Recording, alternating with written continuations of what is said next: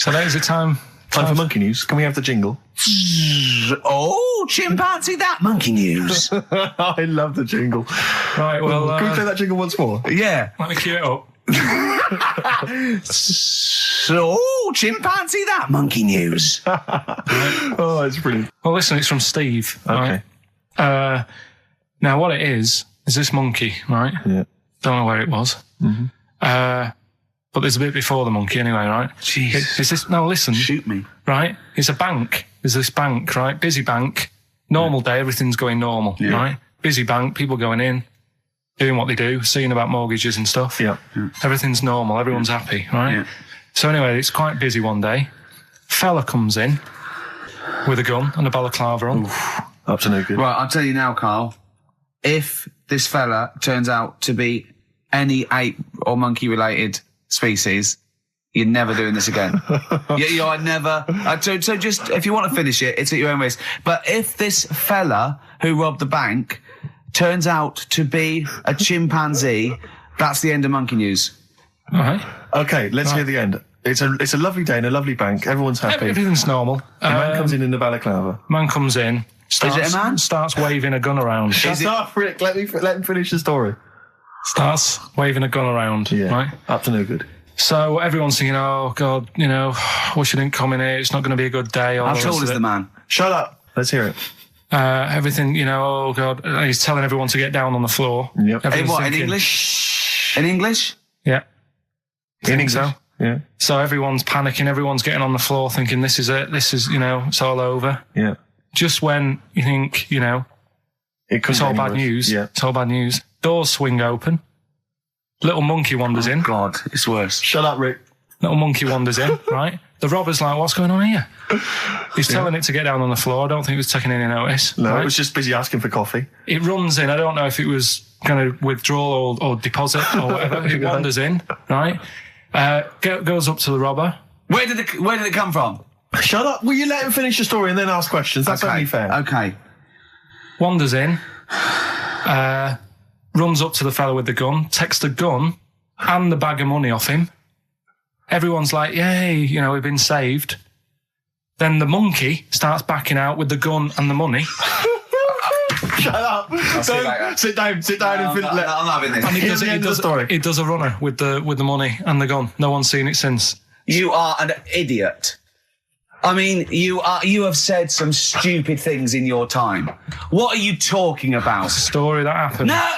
What are you talking about? What do you mean it backed out? It came in, was it an accomplice? Was it an opportunist monkey robbery? What are you talking? Think, Karl. Think. I know it's mad. That's the idea of monkey news. We're telling people how monkeys are pretty, they're mental. They're up to no good. What do you think? They've never seen the monkey since. What, did he ever get a getaway car waiting? Did he swing his way to freedom? Where was this? There's no details. Don't talk rubbish. Well, yeah, Steve emailed it in. He's got it off the net. And the funny thing is... Can I see it? Have you got the information there? Yeah, the funny thing is, it wasn't just him who sent it. I had that a couple of times. So a few people obviously read the story and said, that'll be good for monkey news. It doesn't say anymore. It doesn't say if he went off to Spain. It doesn't say, if he's on Crime Watch. Yeah. It doesn't say any of that. It's just saying that's what he did. That's the story. And that's what monkey news is about. I've heard that they're making a movie version with Phil Collins.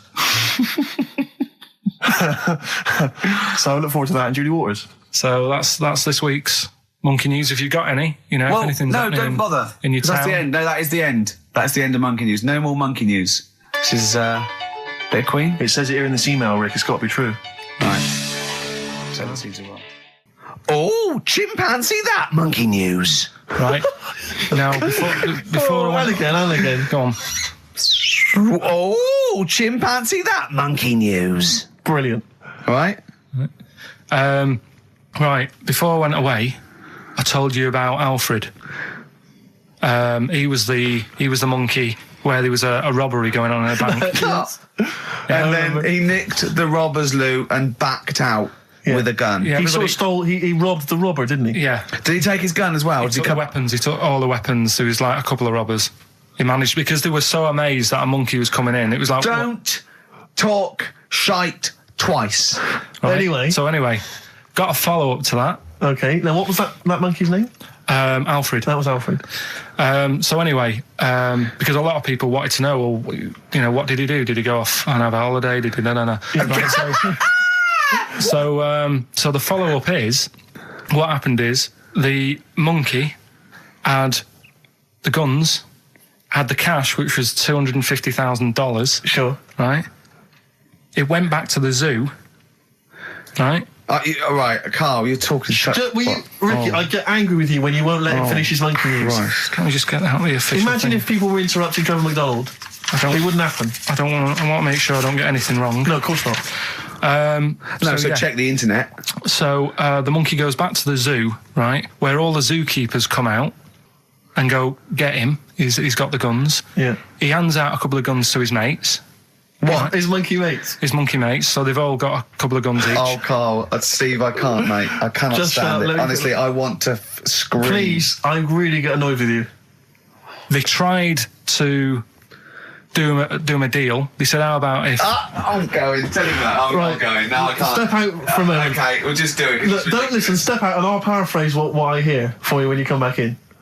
Step out. Now, please. I need to hear the end of this. This is monkey news. This is important stuff. Right. Ricky now has left the room. He cannot bear to hear, which is surprising to me. Right. So anyway, so yeah, they've got the money, and they say to the zookeepers, "How about we give you some cash?" Yes.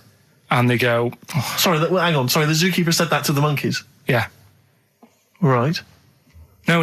The monkeys who have got the £250,000, Right. say to the zookeepers, "We'll sort you some money out if you let us go." Sorry, the monkeys say to the zookeepers, "We'll give you some money." Yeah. You don't see any problem with that? Right, listen. Okay. It's nearly finished. Right, I'm listening out there. This is ridiculous. What do you mean the monkeys say? What do you mean the monkeys say to the zookeeper? They were probably holding the money out, like kind of going, look, you know, we'll do your deal. Right, okay, come on. And what happened is, I think they were happy with that. I think they left, and that was that. They wanted to get out of the zoo because they didn't like it in there. There's the thing. Right, I don't... Just have a look. Right, Karl, think. Right, how did they get out in the first place, this one? Just let Steve have a... So why did he go... So he went and robbed... He thought... he knew there was going to be a robbery that day, did he? He might have been getting some money before they went to escape, and then that happened and they had more money. They might have been withdrawing some stuff out. What do you mean? No. If he was planning on leaving the zoo, he's going to get his savings. What are you talking about? Same way every day on XFM 104.9. I'm Ricky Gervais. With him, Steve Merchant. Sure. Rick, I only had one thing I had to do all week. Okay? What was that? I was so excited about getting up Friday morning, getting Bruce Springsteen tickets. Yeah. The Boss is playing in October. And basically got up too late. Well, not sold out already, you just sold out. It had sold out, but I started calling about 12:30, it sold out. I trawled the net, I trawled all the phone lines. Some of those buys are bulk buys for selling on, aren't they? They're not all individuals. This is the problem. I mean, I don't know how many people they can fit in Wembley Arena, but sold out by 12:30, and that's popular. Wembley Arena? Yeah. It's about 12,000, isn't it? I was so gutted. It was all I had to do. I was so looking forward to it. I phoned up one of those quite dodgy ticket agencies. Do you know how much he was offering to, they're 45 quid to buy. He said the starting price is 225 quid. I mean, that to me is like a ticket tout, like a legal ticket tout. Are they allowed to do that? I don't know. It's crazy. I was so angry. They'd have to say their booking fee was £150. Yeah, exactly. But now I'm like desperate. I don't know what to do. I'm just wondering if I can abuse our position on the radio and just try and scrounge them from anyone who's listening. No, I mean anyone who's listening who's got the power to get them, or... This is begging, isn't it? It's exactly what it is, Rick, yeah. Yeah, I was going to try and dress it up. Yeah. But it's just begging. That ticket touts after you as well, for dissing him. Ricky.Gervais... Don't bring me into it. Shut up. Ricky.Gervais at xfm.co.uk. If there's anything you can do to get me a ticket, I'm willing to pay for it. Up to the price of 45 quid. Yeah, wow. No, second hand. Yeah, 30. Yeah. You don't want to throw your money around, Steve. I'll give 25 quid, come on. Don't you know who I am? Yeah. But that, I mean, do you know what I mean? Because I'm just, I asked Karl if he could sort it out. He's done nothing. He's achieved nothing. I know. So I'm just desperate. I'm in a desperate situation and I don't quite know what to do. I'll tell you this though, Karl. Don't bother doing favours for him because he's not grateful. You give him something and he goes, right, does this mean I have to give you something back? And I go, well, no. He goes, good. Well, I got you Cure tickets and you did nothing Yeah, but it was whinge about rubbish, it. that gig. There you go. It was rubbish. I went along to that gig. It was a balmy summer's night. The Cure, as far as I'm concerned, owe me a balmy summer's night because I wasted it. Hour and a half they played for. They played 4 hits. I don't want to hear their dirge from like some dodgy album and from like 1984. I'm not interested. Play the hits. Boys Don't Cry, Love Cats, blah, blah, blah, blah, blah. Instead, I got nothing. I was so angry. I was just, oh man, I was You were so probably angry at Karl, weren't you? I was angry at Karl for wasting my time getting me the tickets for Do you free. know what I mean, If Karl? I paid for it, Are you I'd have getting, been are you getting to absolutely see what livid. sort of a bloke Steve Merchant is? Doves, Caught by the River on XFM 104.9. I'm Ricky Gervais, Steve Merchant, Hello there. Karl Pilkington and everything. No, I'm going to be honest with you. Go on. A little bit hungover, Yeah. didn't feel very well. Yeah. I don't know if I'm hungover or still a bit drunk, but I don't feel... You sound like you're still a bit drunk. Yeah, so what But then I'm worried you do about... every week, so. But what I'm worried about is that the standard will slip. Yeah, Sure. if I'm not right on the ball. And the other thing is, I haven't had a lot of time to prepare the show today, Okay. so I don't, I don't really, I don't feel, 100%. yeah, I haven't done the Karl. Right. Look, Have you finished that sentence? I don't make me laugh because it hurts as well. And there's the other side effect to me being a little bit hungover or drunk or whatever, right, is that I can be annoying.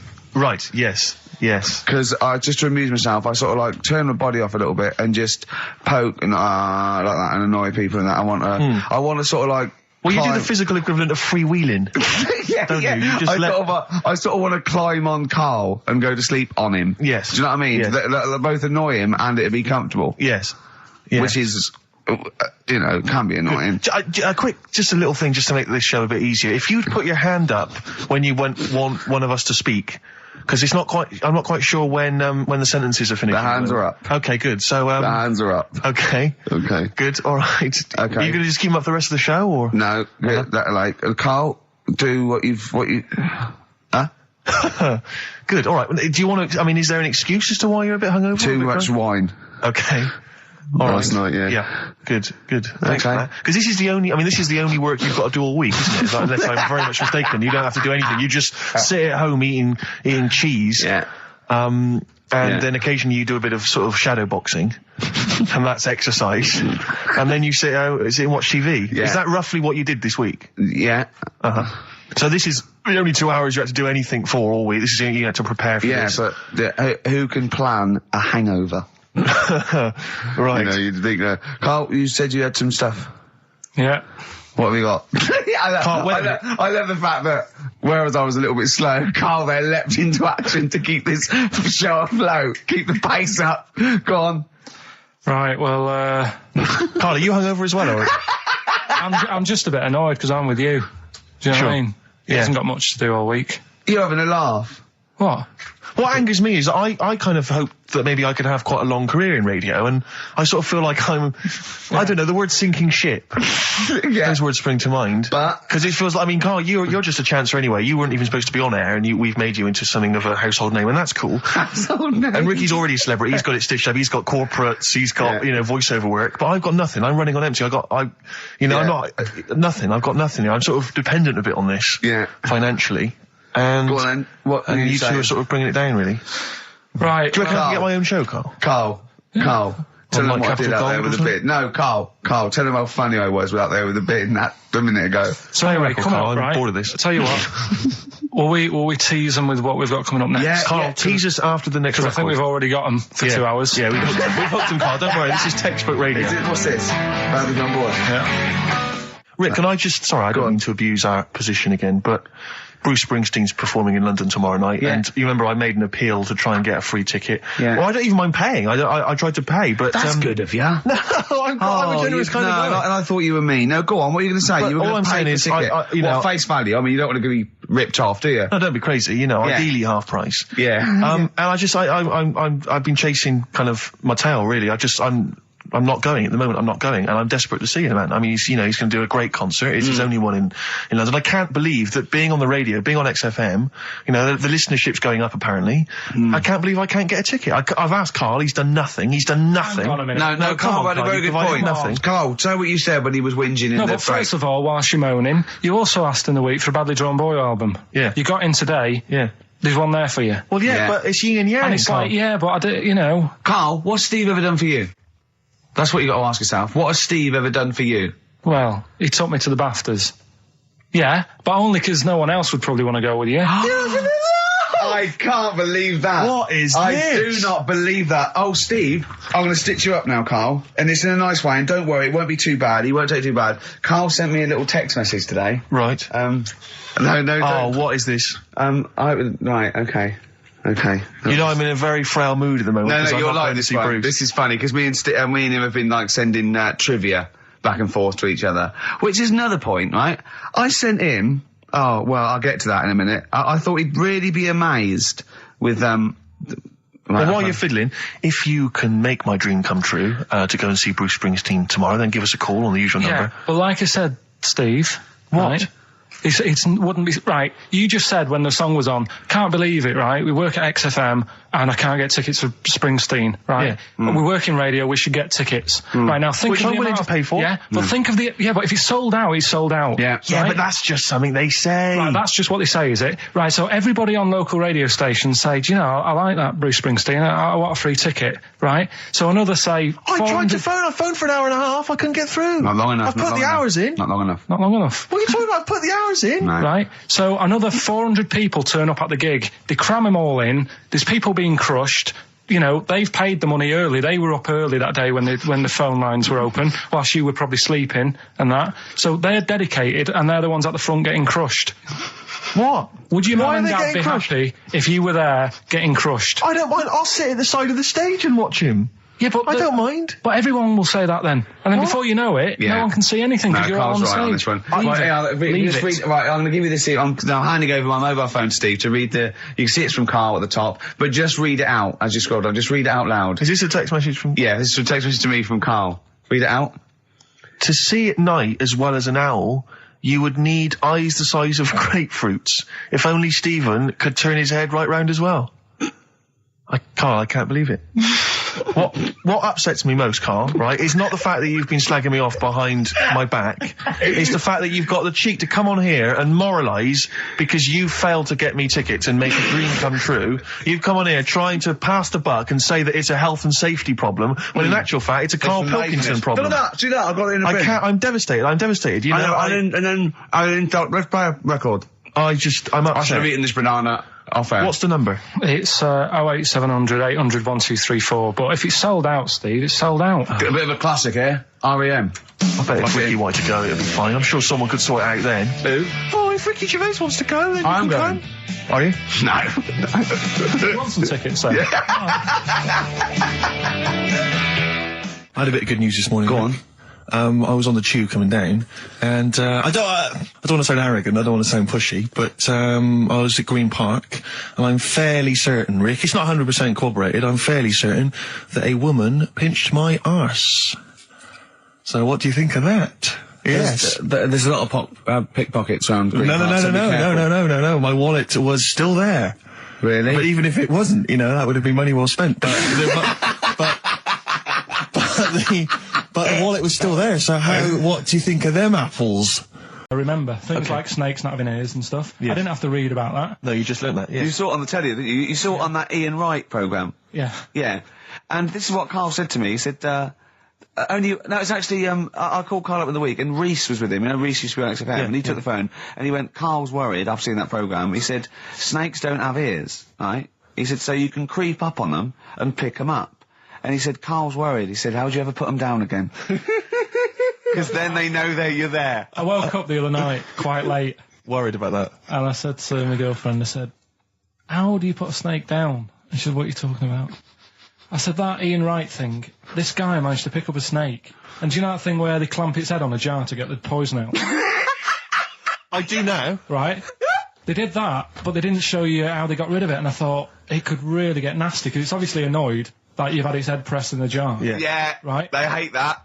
Now, Especially as it's in front of their mates. when you lift it off, Yeah. right, you've got hold of it. Yeah.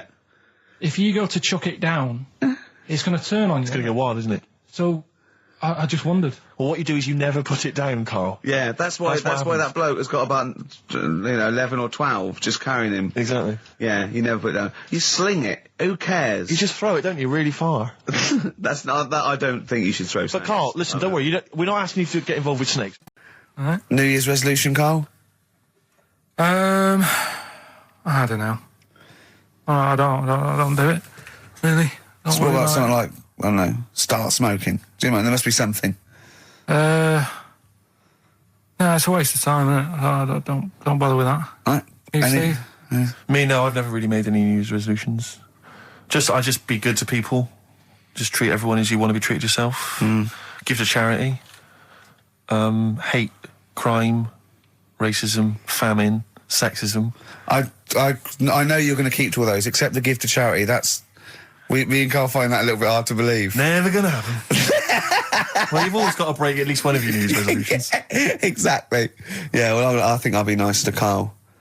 What about learn more? I was thinking that. I want to learn more. I'm always teaching you stuff. I've got... I watched... I'll tell you what, Christmas telly was dreadful this year. I don't know if I've hit that age where I think consciously I thought this is worse than usual. Yeah. And I ended up watching Discovery Channel and History Channel again, and I watched 4 episodes in a row of this fantastic documentary, 1418 War, narrated by Dame Judi Dench, and it's brilliant. I just can't get enough of it. I hated history at school, and now I want to know everything. Yeah. And I think that's mine. Learn all the stuff about stuff. I like learning though. I always say that to you. I'm always looking up stuff. When I was on holiday, even though it was sunny outside and they had big holes to look at if I wanted to, I stayed in and watched Discovery there and was watching stuff about scorpions and that. Yeah, what did you learn? Well, nothing, because it was all in Spanish. But I just watched it. What I found odd, right? What I found... Scorpions are very good. It's only about poison. What I don't understand is with scorpions, right? They have like this sort of weapons, don't they? They have the poison and stuff, right? Yeah. Which can kill a man. Yeah. But there was a couple of little animals and that were its sort of enemy. Yeah. And it stung them and it didn't kill them. So what's the point? Well, firstly, not all scorpions kill a man. Some of them, this one did, you said. Yeah, well, they range from like bee stings to so much venom it can take down a horse on things like spiders and snakes and scorpions. So it depends. But a scorpion that will kill a man would kill a rabbit. So I don't know what you're talking about. No, there was a snake that it stuck its thing into and some sort of beaver, and they were just like running about. There's nothing funny about that, so why are we laughing? Well, the snake wasn't running about, was it? Well, it was slithering about a bit. Yeah. What was the beaver doing when the snake... Just sort of, I think it ate it in the end. What? Ate what? Ate the scorpion. Just wandered off. Well, it wasn't a beaver. There you go. There's no way it was a beaver. All right, an otter. It was This is what you've pieced together from a show in Spanish. Well... I'm just saying though, how come it can't kill something that small, yet there's someone on holiday that's no sort of danger to that scorpion. We're not going to harm it, right? And yet it can kill a man. So you say, but I don't believe it. Shut up, mate. Seriously, this is gobbledygook. Taught you something again, though. That's what I'm saying. No, what have you taught us, though? What is that? What is the fact that's come out of that? A scorpion can kill a man, but the beaver was dancing with a snake, then it ate it. You do that That's all the not time, a fact. though. That's not a fact. Down. New Year's Eve, I taught him something, right, about dead people. No. You know, the things that taught me, I was saying you're talking shite. He says they found out your soul weighs an ounce. Your soul? Yeah. Your soul weighs an ounce. Right, who found this out? I read it. Your arsehole weighs an ounce. Yeah. There's no such thing. A soul weighs an ounce. You're talking drivel. All right. Have you got any monkey news? So what did they do? They weighed someone who was alive, and they will wait for you to die, then weigh you again. There was someone you've lost an ounce. Yeah, it must be your soul shooting off to heaven. It was someone who was really ill, and they said, we can't do anything for you here, but we've got a bit of an idea that we want to do. We've been wanting to do this. Stuck him on some scales. He said, right, you weigh 9 pounds and an ounce or whatever, because he was wasting away. He died, 9 pounds. It's Christmas, obviously. I've got to go back to Bristol. I love seeing my family. Well, yeah, I do. But it means I'd see my grandparents, who are, brilliant people. I mean, lovely people, but mental. I mean, utterly mental. And they've taken now there must be sort of 80 apiece. And it is quite an old age, but they're fairly good health, relatively speaking. And they just spend their time in bed. I mean, that's all they do, that's their profession. They've retired to go to bed. And they spend all the time in bed. I tell you what they're like. They're like that old guy, they're like all that old family in Charlie and the Chocolate Factory. Oh, yeah. Remember, none of them had got up for like 25 years. Yeah. And they, but you said that they go to bed and they go to sleep, but then when they wake up, what they do is put an extra pillow so they're slightly more upright, and that's them in the day in bed. That's the daytime thing. But they get up and cook and stuff. What they do is they've got about 6 teeth between them.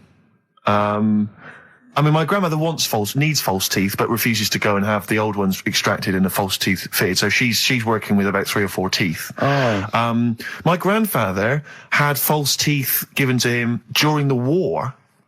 Wooden ones? Well, it was plastic teeth on a wooden pallet, right, that sits at the top of the mouth. He's still got the wooden pallet, but most of the teeth have come off.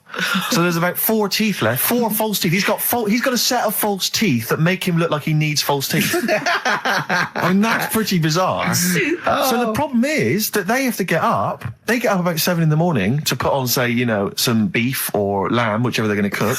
They put it on at 6 in the morning, 7 in the morning, so that by the time they eat it at 6 at night, they can use the phrase, this is what a good meal is for my grandparents, if they can use the phrase, oh, that's lovely, you could suck it away. You could suck it away. Who wants that from a roast dinner? You may as well blend it up and serve it as a broth. I don't want that phrase coming from old people without teeth. No, indeed. Because it must remind you of your rent boy days. Exactly. It brings it all flooding back. Oh, God. Flooding's the word. Exactly. Should we play a record before we get really disgusting about your grandparents and blowjobs? That is the worst thing we've said ever. the word blowjob far too many times today. And in the same sentence as I can't believe. Anyway. And it's Christmas. Yeah. Don't forget what Christmas is about. Come on, spare a thought for the underprivileged people. Yeah. Steve, is it Ben Queller? Do you want to love a bit of Ben Queller. I don't know, are you a fan? I love him. Yeah, well, this is a cracking tune. Okay. And I think we'll enjoy that. Let's just slam dunk it. Why don't we just stop and think about what we've done? I'll tell you, they do spend so much time in bed that they actually, I'm sure, war will have to cease.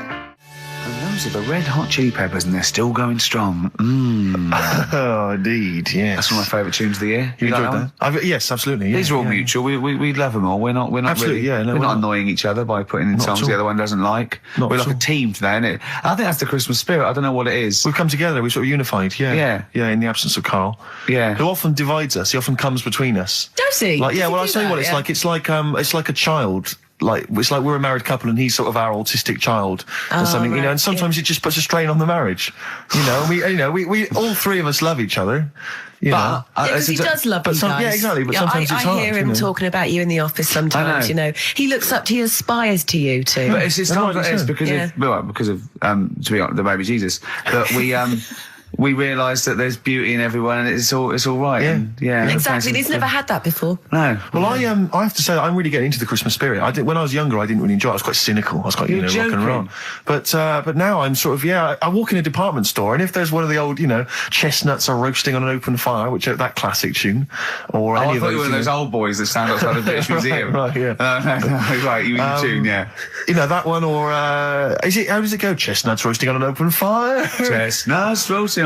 Jack Frost nipping at your nose. But I can't get enough of them. I love it. I'm in a department store, it's frosty outside, it's warm in there. Have you ever roasted your chestnuts on an open fire? I have never done that. No, Imagine I have not done that. Just backing up to it like that with the little chestnuts hanging out like a bulldog. What would you be wearing? Probably I imagine you'd have your dressing gown on. You'd just hiked it up, just slightly, pull it so your up, arse was showing. Pop them down, tuck it in like a lovely lady. Yeah. So like a lovely lady from the front, but behind it looks like a bulldog dragging a tree. And you just pop them in the grate. Yeah. And you would, because you want to be careful of too much roasting. So I imagine you'd want to just kind of ease yourself in slowly. Lightly toast them. And if it feels too hot, get out of there. Get the hell out of there. Yeah. That's if any kids are listening, try that. No. What? No. Like there's a kid thinking, I'm going to roast my chestnuts on an open fire. I don't think there's even a child that's doing that. I don't want someone to do it, and then the parents go, and Steve Merchant's told our children to do it.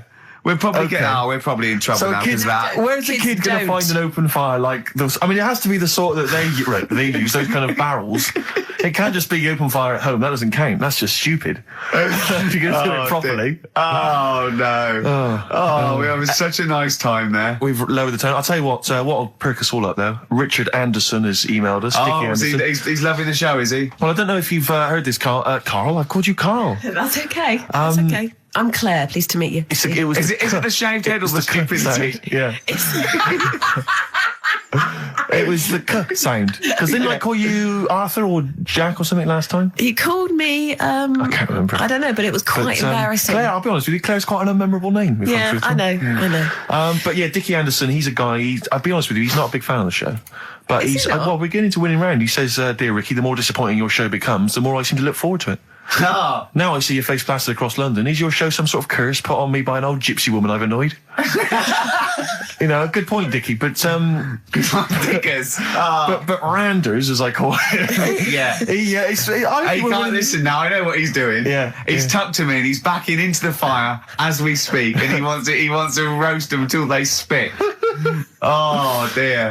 Thanks for listening, Anders. Thanks for Randers. And Merry Christmas to you and Happy New Year. And as you know, you got a lot to look forward to because our first hour is always the best. That's exactly So right. you're going to be loving it till 3, cockers. Oh dear. What should we play? Well, this is every so often I get sent a CD by a friend of mine, Harry, who just sorts me out with tunes That's that I may have such a missed. good idea, by It the is a way. great I think idea, fantastic. and this is one that I think it came out this year. It's a Teenage Fan Club, and they teamed up with Jad Fair, and I think it's a mixed bag, the album apparently. But this is one of the good tunes on it. New to you. I'm running out of steam now, Steve. A bit tired. Are you? So I've got 15 minutes to do, so we better think of something to say. Or Well, play record. I genuinely was going to ask you, because obviously Christmas is approaching and I've not even started to think about Christmas gifts. Oh, I don't know how I you're never getting on, do. Claire. I never do. But, because Claire, you're aware of what Ricky bought his family last year, aren't you? Oh yeah. Do you know, I am, because he told me and I've completely forgotten. It's extraordinary. It is extraordinary. I mean, how much thought and planning went into it? Right, I was pressed for time. How many kids were there? How many people were there? This is it. I've got a big family, okay? Well, not big, but I mean, they've got lots of kids. So I'm sort of youngest in my siblings. And so they've got kids ranging from like 30 to babies. And, there's about 15 of them. Almost. And you buy them all? Yeah, I'll try and get them. Oh, try and get them all. that's somewhere. nice. So what Is I it? did- Wait. So I got a lift down, and I thought, what can I get? I thought, I can't just give them the money. I'll stop you there straight away, if I may. What? You notice he's on the way down for Christmas Day. Oh, right, so he's on the... Oh, right. He's on the way down. This is No, when he it's starts. Boxing This Day, is when he Boxing- starts. Oh, Boxing Yeah. Day. So this is when he starts to think about buying them a gift. Yeah. On you go. So I was getting a lift, and Matt was giving me a lift down. So just before we got there, I just ran across the road to the 7-Eleven, got 200 quid worth of scratch cards. Scratch cards. Scratch cards. Bear in mind, I think you were describing the family then. I noticed some of them you described as babies. Well, I mean, yeah. So, children. yeah, You're giving the children the gambling cards. But that's lovely. I give them 10 each, so they could have won thousands of pounds. A lot of them were disappointed when they won nothing, but I said, kids, that's the gamble. That's the risk you take when you receive a gift from me. But the great thing about getting Some of them won. Some of them were laughing. But the great thing about getting kids hooked on gambling as a Christmas gift is... Okay, it's the film review, Carl. You just tell it from the heart. Tell us what you thought about the film, what you thought the... Can I just ask, is this the first time you'd seen Gladiator? You'd never seen it before? No. Okay. And what were your thoughts? Okay. The film review. Gladiator. It's all right. Nothing great. It's like an old, sort of an old version of Rocky done in the olden days, really. Right. A bloke fighting other people. Sure. How sort of well known is the story? Do you reckon people know the basics? Well, just very quickly, just do the Right, plot. quickly. There's a guy called Max. Maximus, yeah. Yeah. There's Caesar, and there's Caesar's kid, and Max goes to war, sort of wins it, comes back. Caesar says, "You're good at what you do. I wish my son was as good as you. So I want you to be in charge when I die." His kid finds out, a bit annoyed about it, kills his dad. because he don't want anyone to hear that he said that he wants him to be in charge. Yeah. So his kid gets in charge and thinks, I'll show you. You're not going to be a king. I am. You're going to be a slave or something. And then next thing you see is... Sorry, can I just stop there? My only thought is the film's 3 hours long, so maybe we shouldn't go through the whole plot. We've done the first 10 minutes, but go on. So, yeah, he's a slave and then... Yeah, but then, that was an interesting bit that I thought, right? I mean, I was watching this with a girlfriend. She was already annoyed because she wanted to watch Friends on E4. Okay. Yeah. It was a good episode as well this week. Was it? Yeah. Don't tell her that. Okay. Right, so she was annoyed and she said, come on then, put it on. And I got it wrong straight away because it says on the back 149, so I thought that was an hour and 49 minutes. It turned out it was 149. No, I thought it was 1 hour 49. Yeah. But it was 149 minutes. Sure. So it overran anyway. By 40 minutes. Yeah. So anyway, the interesting bit was where he was going across the desert on a horse. And I think to show you how long he'd been going across the desert on his horse, he's showing you a shot of the horse's knees and they were bleeding. And I just wondered whether that's what horses do if they run for a long time. Do you know? I don't. Good. Right, so anyway, so he goes on, he keeps going on like this. He's a slave, and then he has a fight at the end with the Caesar's kid, and he kills him. And that's how it ended. Okay, good. What did you think of it? Just generally, what bits... What do you think was wrong with it? Right, well, I've read up on it, and there's already a fact that is wrong. Right. Caesar's kid, he didn't actually kill his dad. His dad died of a natural death. Right, in real life, you mean? Yeah. Okay. And, what's Caesar's kid's name? Comedian or something? I think it's comedian, yeah. Yeah. That's where the name comes from. When a funny person is called a comedian. He didn't actually get killed in real life by Max. No. He died by his sister poisoning him, and he didn't die. No. Are you saying that this is not a historical document? It's wrong. All over the place. Yeah. Well, next week I'm giving you Braveheart, and that is actually true.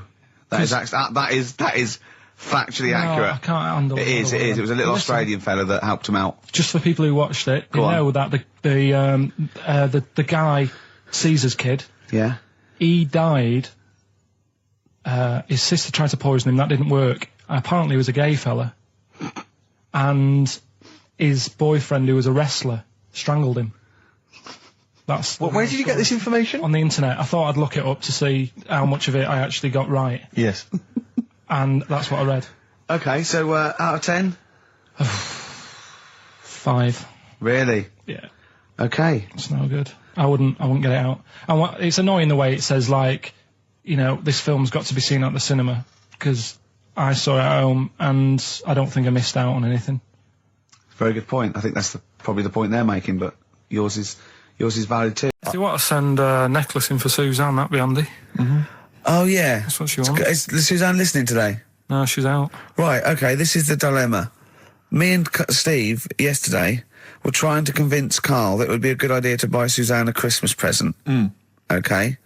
Now, why aren't you going to buy her a Christmas present? Explain, Karl, why you don't think you should buy her a Christmas present.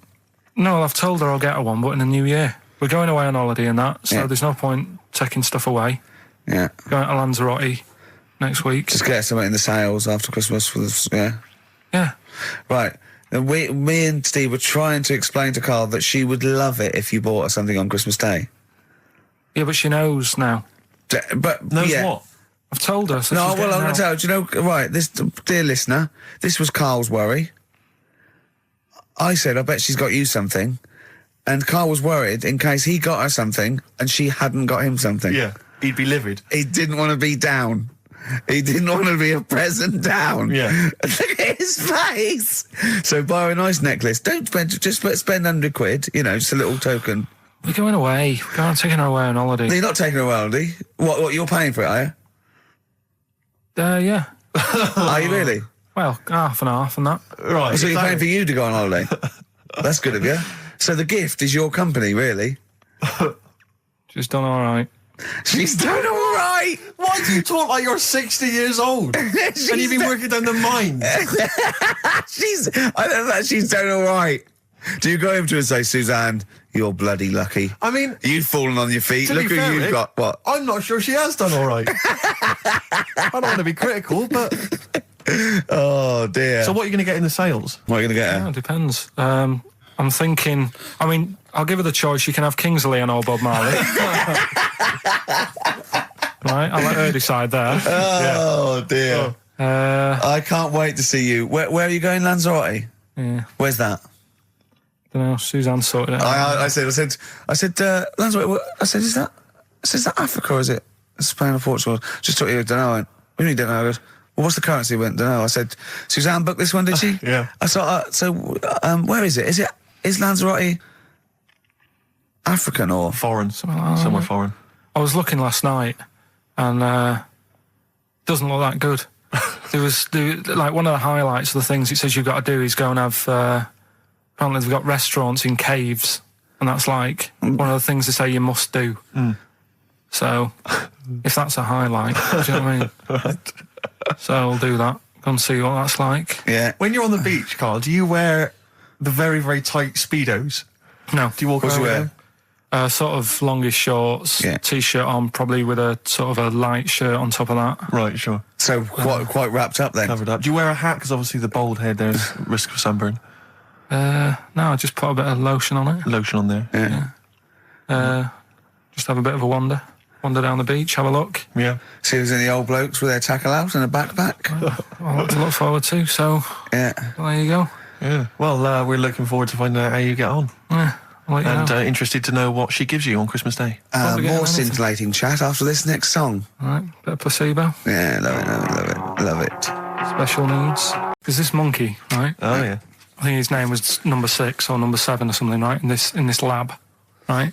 And anyway, it's in there with like the rabbits and little mice and stuff like that. And The rabbit smoking. the nurse, right? The nurse, not the nurse, the woman who works in the lab. What would you call her? A nurse? Depends. What depends what her job was. If she was a lab assistant, you call her a lab assistant. All right. I mean, they probably call her by her name. All right, lab assistant, right? Kirsty. So I she's think it's probably Kirsty. Right, Kirsty Morris. well, she's in there, right? Yeah. And she don't work with many people and that. She's mainly on her own with just putting lipstick on rabbits and stuff like that, right? Chimp fancied her.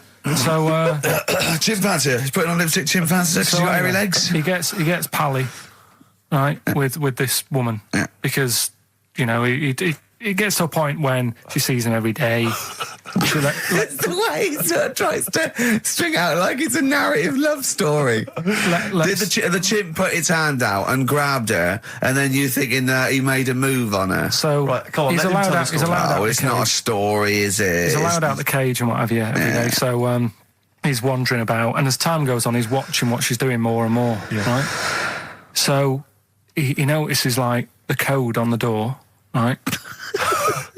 Right. Whatever 247 or whatever. Yeah. And he goes, right, I've clocked that. I've got that. I'll remember that. Right. And then he goes, right, there's a lot of Definitely lipstick and that knocking about, a lot of makeup. Right, okay. No, there's no way.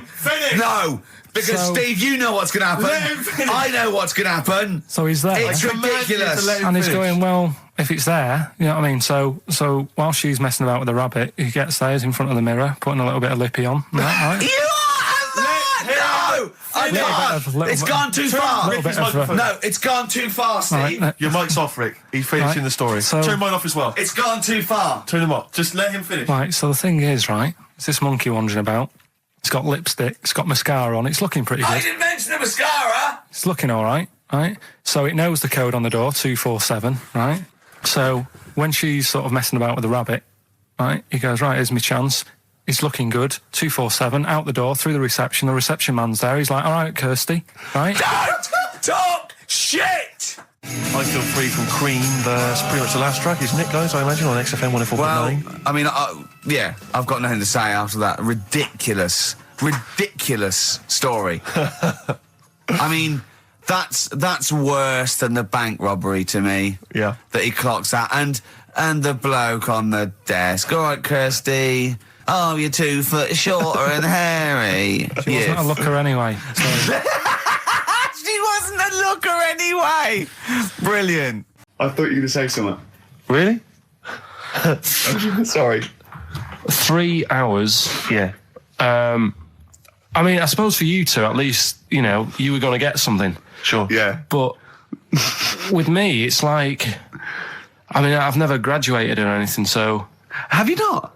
I'm trying to think of a situation. Basically, I sat there 3 hours knowing that I'm not going to get anything out of the night. Yeah. Right? Now, Sorry, when we invited you and you said yes, did you think you were up for an award? No. I thought we were going to be sat round tables having a nice bit of food whilst people are going up there winning awards. Yeah. But 3 hours of the same thing over and over again. I mean, if a film's 3 hours in the cinema, you go, well, it's long, but, you know, I wonder how it's going to end. Yeah. But this was just like the same thing over and over again. Some guy going up, thanks a lot, cheers for the bit of brass. And then going down, sitting down, the same thing over and over again. Honestly, right, I'd say it was one of the worst things I've ever had to do. I enjoyed the night afterwards when we did have a bit of lamb and a nice bit of veg and that. That was all right, and I went home and I was happy, and I got the little freebie bag that you're talking about that we're giving away, which wasn't much good stuff in it. Oh, all right. Christ. No, what would you have done on that Saturday night? Suzanne what would you have done or the Sunday night rather? What would you have done had you been at home? I would have stayed in with Suzanne, right, watching telly, having a nice bit of pate on toast or something, cup of tea, watching 24. But instead, I had to buy an expensive suit, so I didn't show you up. Right? Jesus, what are we doing? Yeah. And what did you spend on your suit? Well, in total, right, because, you know, the shoes and the suit and the shirt and the tie, it was about 600 quid. That's the most expensive evening ever.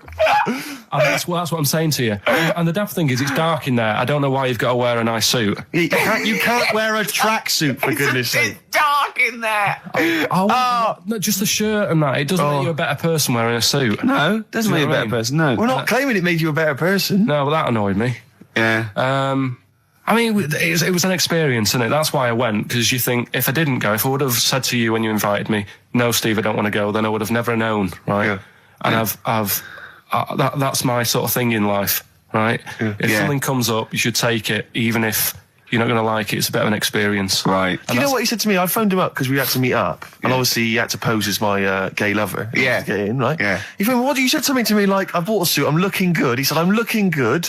People will think, how on earth did he end up with that good-looking guy? So he got into the role. That was what he said to me. He started getting into it. Such an insight. Fair record. I just must say that we've had an email from Darryl Foss. Lots of people have emailed in and said, well done on the BAFTAs and well done on your Room 101. They really liked that. Thank you. There's one guy, Darryl says, Ricky, has your dad only got one D-Mob suit?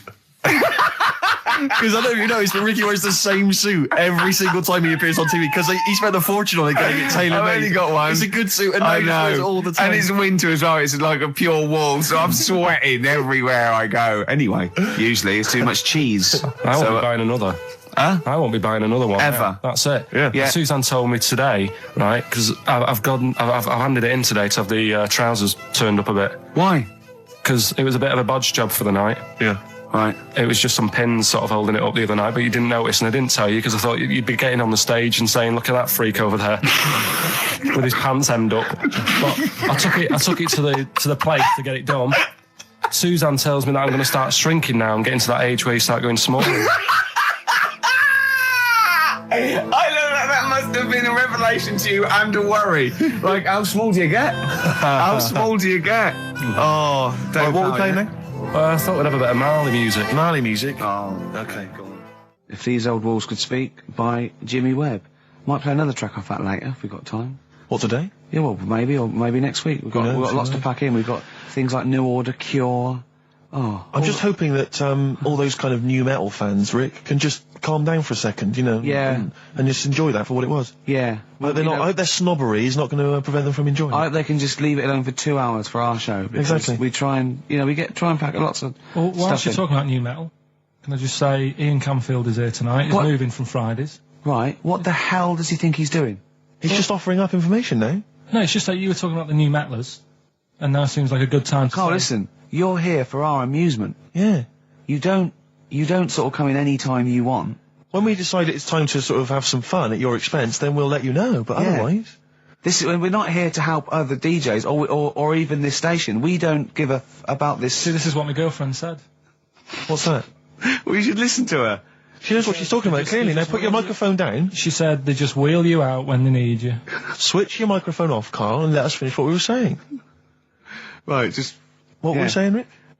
Ian Canfield has got a rock show. Oh, right, yeah. Starting today. It's 4 hours of pure rock. Yeah, he's probably here smoking, drinking Jack Daniels and just like having pictures of Vance put up around him to get in the mood. Then he'll go out and rock. Karl, don't be silly. Turn your microphone on. We're joking. Is that right? When's he on? 8 till 12 tonight. 4 hours of rock. Lovely. Listen, some big classics coming up, plus huge please, news about Karl. Please, let's play some more ads. Do you really want some ads? I'm tired of the music and chat. Please play some more ads, Karl. Please. Karl. You are going to be a turntablist. Yeah. Steve never learnt an instrument, which he regrets. You know, and you know, he's a modern lad, and he's using turntables as his instrument.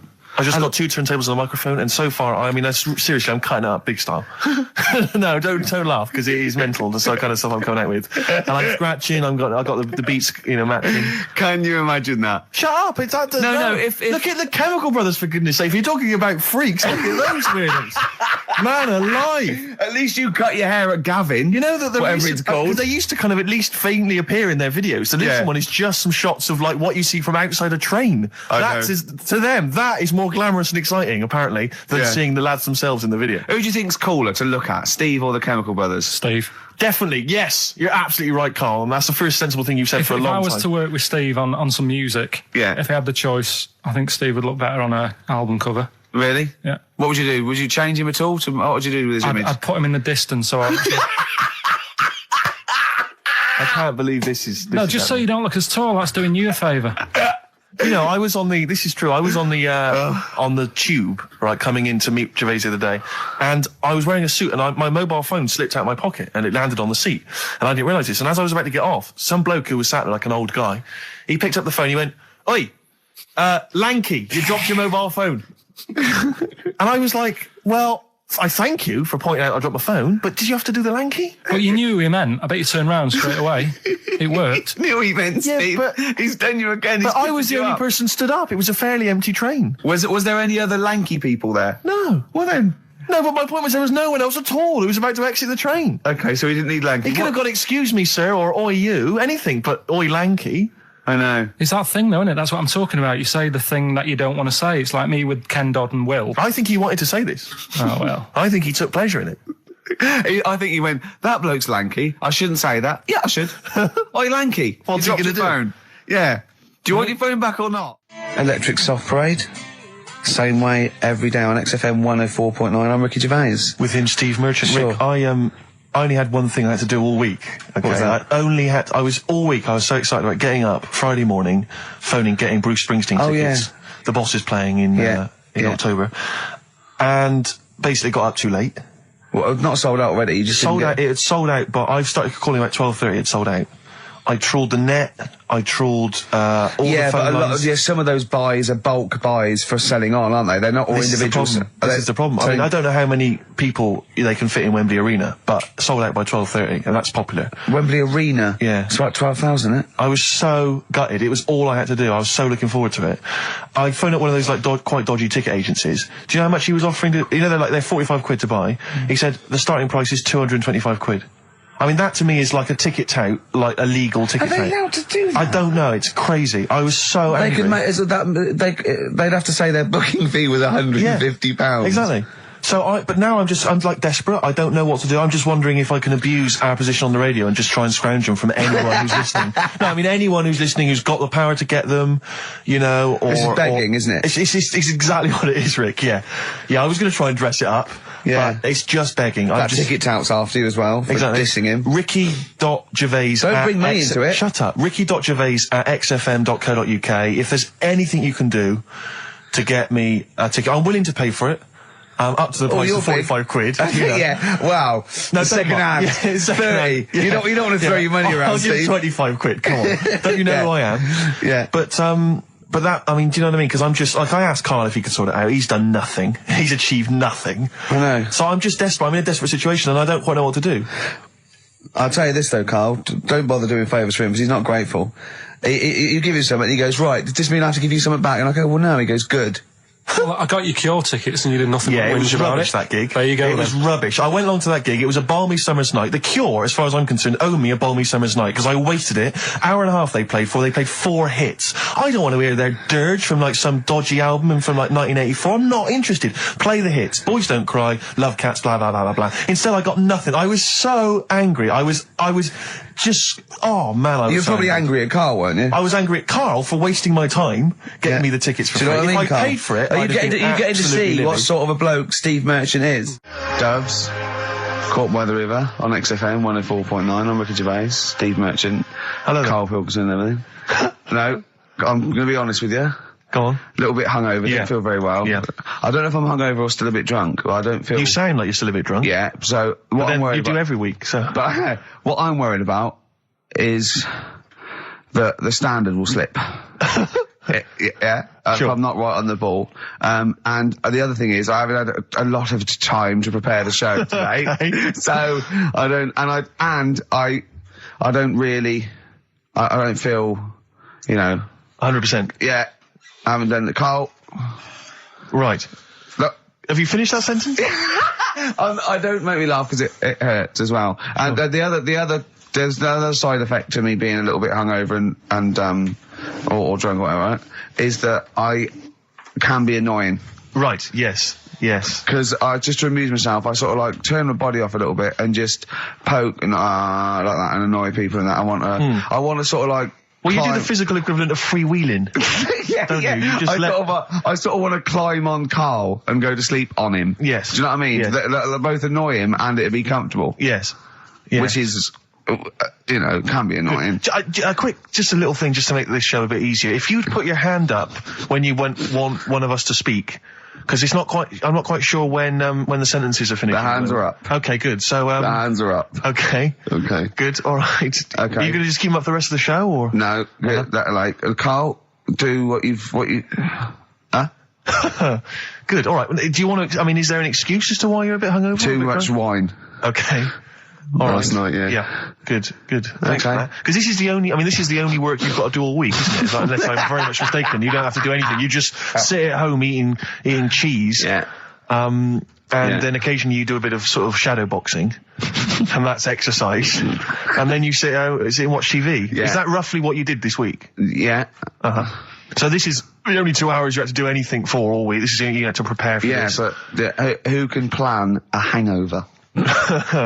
Right. You'd think, Karl, you said you had some stuff. Yeah. What have you got? Can't wait. I love the fact that, whereas I was a little bit slow, Karl there leapt into action to keep this show afloat, keep the pace up. Go on. Right, well, Karl, are you hungover as well, or? I'm just a bit annoyed because I'm with you. Do you know Sure. what I mean? He Yeah. hasn't got much to do all week. You're having a laugh. What? What angers me is I kind of hope that maybe I could have quite a long career in radio, and I sort of feel like I don't know, the word sinking ship. Yeah. Those words spring to mind. But- Because it feels like, Karl, you're just a chancer anyway. You weren't even supposed to be on air, and we've made you into something of a household name, and that's cool. Household name. And Ricky's already a celebrity. He's got it stitched up. He's got corporates. He's got, voiceover work. But I've got nothing. I'm running on empty. I'm not, nothing. I've got nothing. I'm sort of dependent a bit on this. Yeah. Financially. And, Go on then. What and are you two saying? are sort of bringing it down, really. Right. Do you reckon I Karl. can get my own show, Karl? Carl, tell On, him like, what I did Capital out there Gold with or the something? bit. No, Carl, tell him how funny I was out there with the bit a minute ago. So anyway, record, come Karl, on, I'm right? bored of this. I tell you what. will we tease them with what we've got coming up next? Yeah, Carl, tease us after the next Because I record. think we've already got them for 2 hours. Yeah, we've hooked them, Carl. Don't worry, this is textbook radio. What's this? Badly Done Boy. Yeah. Rick, can I just... Sorry, I don't mean to abuse our position again, but Bruce Springsteen's performing in London tomorrow night, and you remember I made an appeal to try and get a free ticket. Yeah. Well, I don't even mind paying. I tried to pay, but... That's good of you. No, I'm a generous kind of guy. and I thought you were mean. No, go on. What are you going to say? But You were all going I'm to pay saying for is, the ticket. you know- face value? I mean, you don't want to be ripped off, do you? No, don't be crazy, Yeah. ideally half price. Yeah. And I've been chasing kind of my tail, really. I'm not going at the moment. I'm not going, and I'm desperate to see him, man. I mean, he's going to do a great concert. It's his only one in London. I can't believe that being on the radio, being on XFM, the listenership's going up apparently. I can't believe I can't get a ticket. I've asked Karl. He's done nothing. Hang on a minute. No, come Carl on, had a Karl, very you've good provided point. nothing. Carl, tell what you said when he was whinging in No, the but first of all, whilst you're moaning, you also asked in the week for a Badly Drawn Boy album. Yeah. You got in today. Yeah. There's one there for you. Well, yeah, Yeah. but it's yin and yang. And it's Carl. like, yeah, but I do, you know. Carl, what's Steve ever done for you? That's what you got to ask yourself. What has Steve ever done for you? Well, he took me to the BAFTAs. Yeah, but only because no one else would probably want to go with you. I can't believe that. What is I this? do not believe that. Oh, Steve, I'm going to stitch you up now, Carl. And it's in a nice way, and don't worry, it won't be too bad. He won't take it too bad. Carl sent me a little text message today. Right. No, Oh, don't. what is this? Right, okay. Okay. You know, I'm in a very frail mood at the moment. No, 'cause I'm you're not like going to this see one. Bruce. This is funny, because me and him have been, like, sending trivia back and forth to each other. Which is another point, right? I sent him... Oh, well, I'll get to that in a minute. I thought he'd really be amazed with, Well, while you're fiddling, if you can make my dream come true, to go and see Bruce Springsteen tomorrow, then give us a call on the usual Yeah, number. but like I said, Steve. What? Right, it wouldn't be right. You just said when the song was on, can't believe it, right? We work at XFM and I can't get tickets for Springsteen, right? Yeah. We work in radio, we should get tickets. Right, now think Which of I'm the willing amount to pay for. Yeah, but think of but if it's sold out, it's sold out. Yeah. Yeah, right? but that's just something they say. Right, that's just what they say, is it? Right, so everybody on local radio stations say, do you know, I like that Bruce Springsteen, I want a free ticket, right? So another say, I tried to 400 phone. I phoned for an hour and a half. I couldn't get through. Not long enough. I've put the hours in. Not long enough. Not long enough. What are you talking about? I put the hours in. No. Right, so another 400 people turn up at the gig. They cram them all in. There's people being crushed. You know, they've paid the money early. They were up early that day when the phone lines were open, whilst you were probably sleeping and that. So they're dedicated, and they're the ones at the front getting crushed. What? Would your Why mum are and they dad getting be crushed? happy if you were there getting crushed? I don't mind. I'll sit at the side of the stage and watch him. Yeah, but I don't mind. But everyone will say that then, and then before you know it, Yeah. no one can see anything No, because you're Carl's all on right on stage. this one. Leave Right, it. yeah, Leave just it. read, right, I'm going to give you this. I'm now handing over my mobile phone to Steve to read the. You can see it's from Karl at the top, but just read it out as you scroll down. Just read it out loud. Is this a text message from? Yeah, this is a text message to me from Karl. Read it out. To see at night as well as an owl, you would need eyes the size of grapefruits. If only Stephen could turn his head right round as well. Carl, I can't believe it.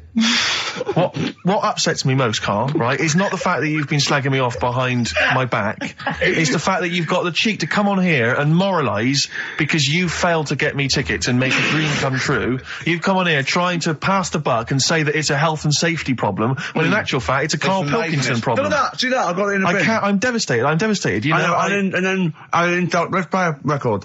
I'm I should have upset. eaten this banana off air. What's the number? It's 08700 800 1234. But if it's sold out, Steve, it's sold out. A bit of a classic here. R.E.M. I bet if Ricky wanted to go, it'd be fine. I'm sure someone could sort it out then. Who? Oh, if Ricky Gervais wants to go, then I'm you can going. come. Are you? No. You want some tickets, then? I had a bit of good news this morning. Go Rick. on.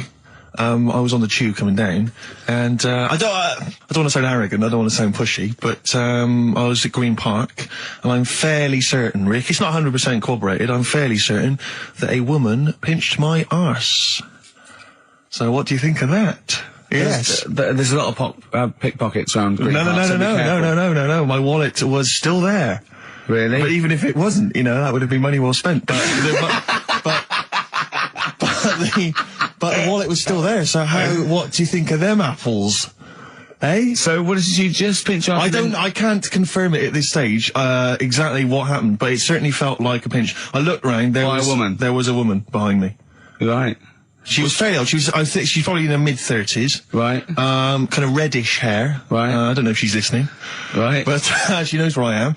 And so I don't know how to proceed, really, Rick. I don't know if it's worth putting up some posters around the Green Park area. Well, what you could just do- to try and corroborate it. Well, if you saw a woman pinch the lanky guy's arse, No, please get in touch. you could probably get in contact with British Rail and go back over their CCTV Exactly, thing. CCTV cameras, yeah. And then they could probably zoom in and, you know, so identifying sort of birthmarks, or she might have been holding some. Then I could hire a private eye.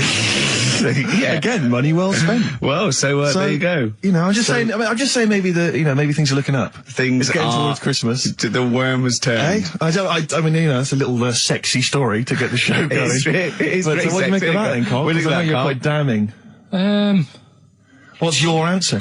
Well, I mean, you're quite a tall fella, Sure. so she must have really wanted to sort of reach up and have a pinch. Do you know what I mean? She wasn't a dwarf. She did it with her teeth. He didn't say she was a dwarf. No, but Steve's taller than, his arse. Yeah, but his arse isn't 6'9", is it? His arse is about 3 foot off the floor. 4 foot? What? 4 foot off the floor? No, I don't think so. About 3. She'd have to be a midget to have to reach up to pinch Steve's arse. He is very tall, but... I don't know what your point is there, Carl. You're just trying to, you're just, I think maybe just a little bit jealous. Just a little bit of jealousy. How many cats do you say you've got through? I'd say whilst I was living at home, I mean, it's still on the increase even though I'm not there. So, but whilst I was there, probably 5. God. Oh, wow. Oh. Yeah. And were you upset each time, or you just got used to it? It's one of them things, isn't it? Like I've said before, when you first see something, it's a bit of a shock. Do you know what I mean? It's like the Elephant Man or whatever. Yeah. First time you see him, it's that sort of, oh, look at that. Yeah. Do you remember the first time you saw Steve?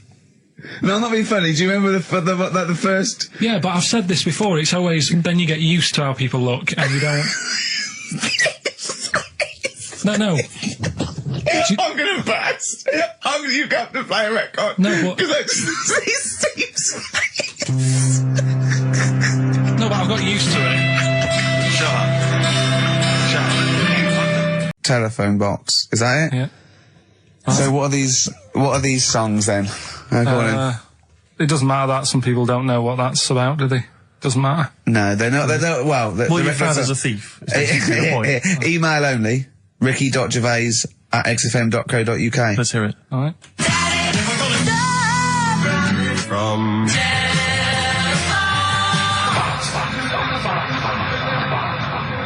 All right. Also not grammatically correct. No. So it's Daddy never gonna stop robbing from telephone box. There's an elephant in India with sore feet. Why? There's an elephant in India with sore feet. I'm interested. Why? Tap dancing? Why? I didn't write that He's much trying down to about break it. Roy Castle's record. He's still going. Go on, what is it? Think. It's an elephant, and it was really old. It was about 76. Right. And it had sore feet, because it's old. And They don't make stair and lifts the that roads big, do they? roads are bad and that. Yeah, go so, they said, what are we going to do? And the town was like, oh, we're used to seeing it around. It's part of the thing, we don't want it to have sore feet. Yeah. So they got some slippers made for it. And it had like a picture of the elephant looking happy wearing some slippers. I love him! I love Karl, his world! Think of it, where did you see this picture? That was on the internet. Right. That's a lesson, though, for any elephants listening. Don't wear stilettos to work every day, because you can do your feet in. So that But don't elephants have really bad memories? No, they're really great good memories. Oh, do they? Yeah. Oh, well, that's good then. No, I just thought they'd forget where they put them. I thought there was something about elephants having bad memories and that. It goes on, where's my slippers? Yeah. I'm sure I left them by the telephone. So, sorry, there's an elephant walking around wearing slippers? Yeah, that's in What India. kind of slippers? Those sort of old man ones with the sort of checkered Well, round design. ones, I imagine. Yeah. Big round ones. There was that going on. And is it happening? Is it happier? I mean, does it feel No, more it satisfying? looked it. Did it look... How can you tell? How can you tell if the elephants, please? What else is there? There was a woman who's had a breast insured for 150 grand. Right. Okay. Any more information there? What? Third party fire and theft? Don't know, it had a picture of her with them, out. I just thought, yeah, he should get them covered. He's done another real joke! Brilliant, that's a proper joke. He's done, look at his little face, he smiles. I'd like to see you on one of the sort of TV panel games. If they could bring back sort of celebrity squares, he'd be amazing as the centre square. Can I just tell you a story that Karl told me a couple of weeks ago? Is this another ghost story? Another spooky story? Yeah. I called him out. I was, what are you doing? He said, I've just been reading ghost stories again. He said, you don't believe in them, but how do you explain this? Right, I went, go on. He said, I'll tell you as he told me it. He went, bloke, right, just sitting at home, doing, watching telly with his cat. And, the phone rings and it's a bloke going, is that fire, in your oven okay now? 'Cause your wife called. And Karl went, well, 1, there was no fire in the oven. 2, he wasn't married. I went, right. Go on. He went, well, then there was a knock at the door and there was 2 sort of people in sort of white coats and they came and said, we've come about that fire. Your wife called us. He went, 1, there isn't a fire in my oven, and 2, I'm not even married. Right? And he said they saw the cat, and they looked at the cat. It looks a bit weird at the cat. The cat came out, nothing. And he said, and then he went back, sat down. Phone rings, and they said, did they sort out the fire in the oven that your wife told us about? Oh. He went, 1, there is no fire in my oven. 2, I haven't got a wife. And Karl went, what do you think of that? I went, that's not it. He went, yeah. I went, That's the end of the story. What? He went, well, how'd you explain that? I went, explain what? I thought he was going to say, a year later we got married, but she died in an oven fire. Right? I thought it was going to be that. And I went, That's people winding him up. Yeah, or someone did report a fire oven, and their name was Johnson, and they looked up Johnson, they got the wrong thing, it was the gas board, and they sent it around to the wrong person, right? You know, he went, yeah. I said, I explained it to him, he went, yeah. Why did they look at the cat funny? Oh, man alive, Karl. This is really weird, right? I was in my house once, right, and the doorbell rang. Yeah. Right, I opened the door, there was no one there. Yeah. Right? And then I looked across the street, There's some right, and there were some kids running away. Yeah. Now, how do you explain that? Yeah. There was another time, right, where, like, I opened the door and there was a bloke goes, you've ordered pizza. I went, I haven't ordered pizza. And I heard my mate upstairs giggling and putting the phone down. Yeah. How do you explain that? Karl, seriously, why did you tell me that story? What do you think it was weird about that? The fact that it was 3 different people. Is this all the information? Is that the entire story? It was 3 different people. Did you fall hassling asleep him and not read the about end? A fire that didn't happen, about a wife that didn't exist, and a cat that didn't look happy.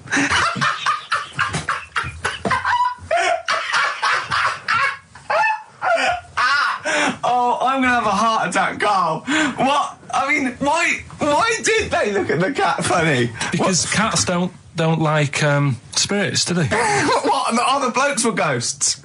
Yeah. Yeah, that's it. So these are kind of beetle about type ghosts. These are ghosts who walk the earth as the undead, just winding people up slightly. That's lovely. That is lovely. Seriously, and a cat Karl, that did not look happy. But seriously, why would ghosts wander around just like winding people up? Oh, Maybe something did happen there years ago. Some fire. Some woman might have died in a house of a fire or something. Yeah. And it sort of all happened again. Bit of a, Yeah, it's certainly a mystery. I mean, if you don't it's a mystery. I mean, I can't. What's this book you were reading? So, Karl, you were going to a wedding last week. Was it last week or the week before? No, it was last Saturday, wasn't it? Yeah. And he said, looking forward to it. He went, no, it's going to be boring. Suzanne was listening, knows that the couple were taping the show, so she had to get in there before you, didn't she? She went up to him and said, look, when you're listening to the show and he says it's going to be boring, he didn't mean you, he meant weddings in general. I love the fact she has to run around and clean up after him. It's great, isn't it? How was it? Do you not like weddings? You're not a fan of them? They're only good for the people involved, aren't they? What are you talking about? You're getting free food, free booze, free music? Yeah, but it's not. It's just all hanging about, and there's loads of people there you don't know. Absolutely, and I stuff. agree. Do you know what I mean? You've got to make an effort. Yeah. And even the bit that was important, right, when they were getting married, right, there wasn't enough chairs because it was, you know, all the family gets the chairs, don't they? So I was sort of stood at the back. Stood at the back and that watching, and I couldn't hear what was going on because a woman was breastfeeding the baby. Oh! But what? How loud was this baby going away? You couldn't hear what was going on? So it was slurping and that, and she was like, I just thought, how hungry is it? Could it not have waited? Because you've all got to wait for the buffet or whatever That's later. the I other know. thing. But also just in this. Well, there was day and 2, age- wasn't there? Why didn't you always... The only thing that annoys me with weddings is the gift. It's the gift thing. Because, like, you buy these gifts, right? You spend a little bit of money, maybe. You know, I'd like to be a little bit lavish if I go into a wedding. Oh. Well, no, come on. You get a gift, right? You package You're it having a up. laugh. And I don't know about you, Rick, but I like to see the response. When I give a gift to someone, I want to see the feedback from that. You know, this is very much. You know, I want to see what it is that's Jane bought them on you know, and exactly. put my name to it. Yeah. Because sometimes I have to. Oh, thanks for the. I go. Oh no, worries. No worries. No yeah. worries. Yeah. But, certainly, I mean, we talked about it before, but certainly, it's the amount of money spent and the amount of time given to the gift should be correlated by the amount of the response you get. Absolutely. If I give a book token, a shrug is fine. But if I give, anything sizable, I want them to be showing it to friends. If it's a bar, I want them to show it to the barman, other You people, want to go, strangers. look what Steve Merchant got me. Yeah. He's the greatest man in the world. Yeah, exactly. Yeah. You go to a wedding, you turn up with a gift, you could have spent, upwards of £15 on it. You turn up, you walk in, you say, excuse me, where's the bride and groom? I want to give them this gift. And some bloke, normally the brother-in-law, says, oh, no, or no, the no, brother-in-law's mate. Yeah, sorry, they're too busy to see you right now. Just stick the gift on this big table with all the other ones. Yeah. And they'll get back to you in a week. It may be 6 to 8 weeks after the honeymoon. They maybe write you a note. They won't thank you personally. They'll write you a note. It'll be a general thank you. It's a general thank you. Your name in different type. Yeah, but it might have some vague reference to what you did, but it won't really be personalised. Yeah.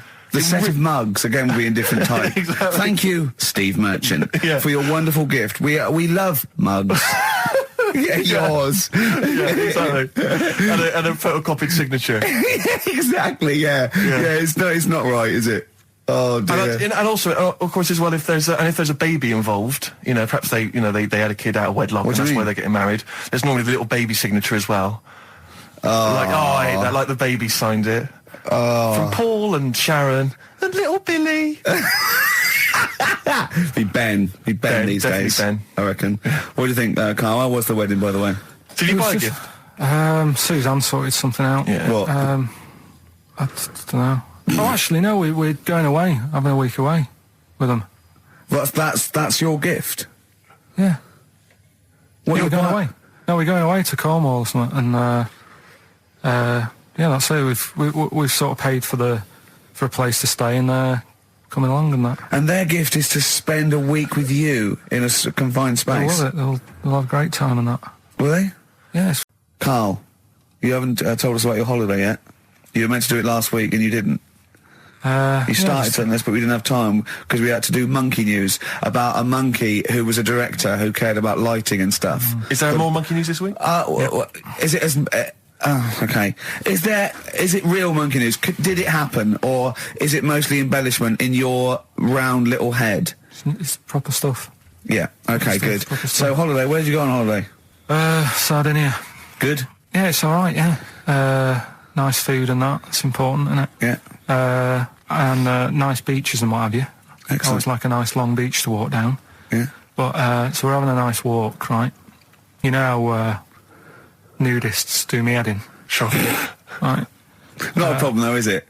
It's not like being scared of spiders where they might jump out under the kitchen sink at you. You know what I mean? It's not a big problem having your head done in by nudists. Yeah, but it just annoys me. It sort of ruins the day a little bit because it makes me feel uncomfortable. Right. Take your clothes off if you feel uncomfortable.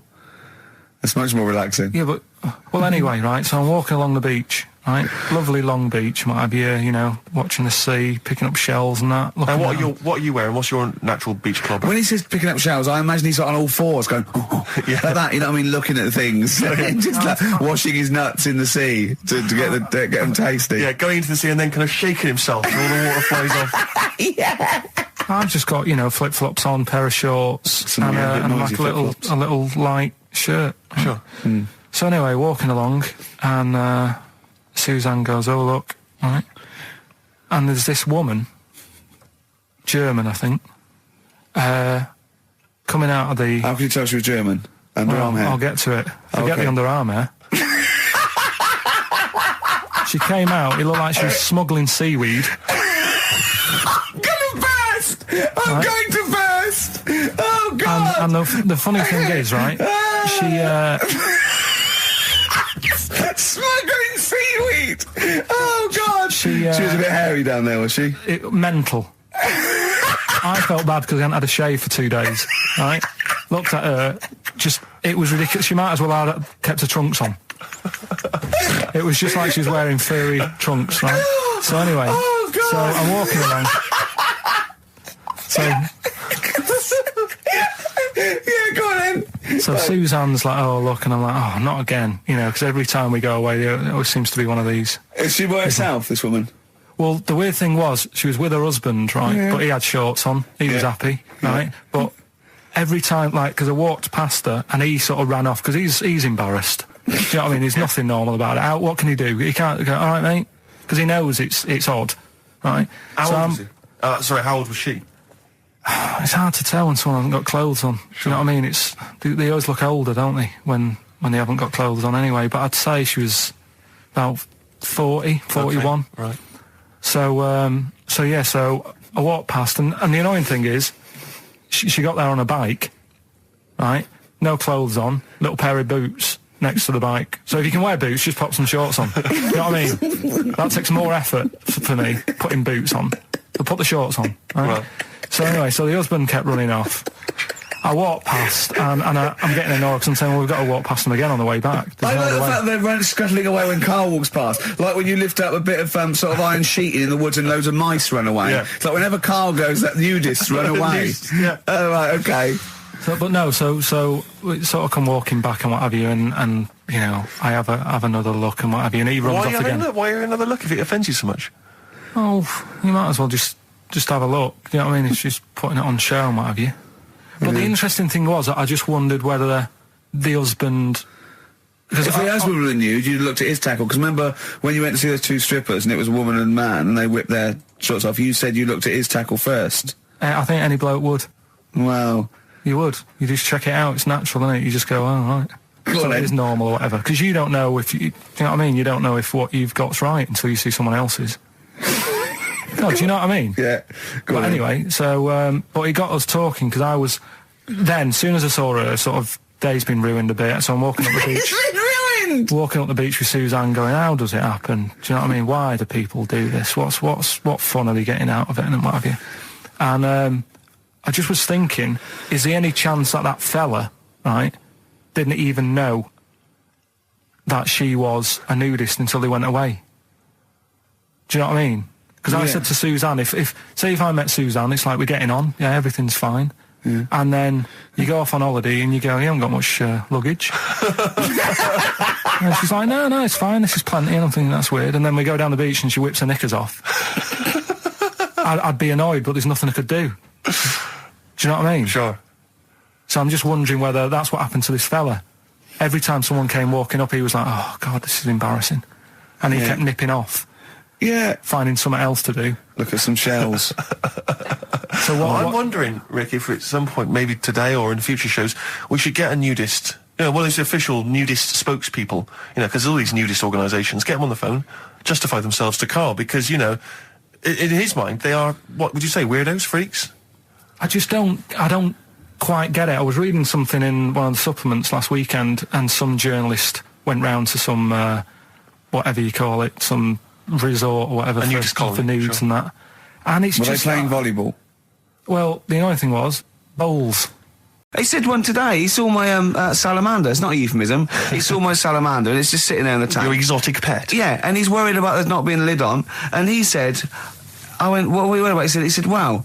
He said it sits there for 24 hours a day, obviously planning to get out. Well, it's got nothing else on its mind, and it's, the daft thing is, he has actually got the lid ripped up a little bit. And he'll be looking up there, and it's going to get out. But what's the worst that could happen? What's it thinking? What do you think it's thinking, this salamander? It's got its eye on the DVD player. That'd be fine. I'll tell you, you're going to go along later to the Live 8 gig and you're probably going to see some bands that are going to make an effort to entertain you, but if you want entertainment, Rick, you know it. There's only one person to book. Go on. Me. If you you're perhaps something to do, because I'm obviously a top DJ on the radio, but where I really come into my own is DJing in any kind of club environment. Well, you told me you were DJing, I didn't go to it, DJing at a party, and you said the place was rocking. The place was roaring. And I loved it. Karl just said he was there and they weren't. Well, that's nonsense, Karl, because you know very well that when I'd put on a tune, they'd cheer. Yeah, but it was late on in the night. They would have done that, whatever you put on.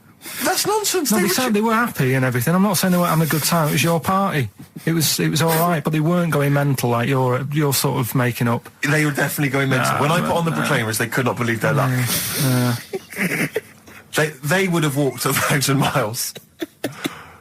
Was it good though? Were they really? What were they doing? They were dancing, were they? It's dancing and that, but they weren't sort of cheering, going, more and all that at the end. What are you talking about? Oh, Take On Me wow. came on. The big cheer went up. Oh, I don't know who to believe. I've been there, done it, Steve. I've been the DJ as well. Oh, it might be jealousy. It I might think be it's like professional jealousy there. yeah. I think it's because my fortunes are on the up and his are on the down. You know, we all know famously that he had Pilkington making music, his Didn't DJ happen. outfit. Didn't happen.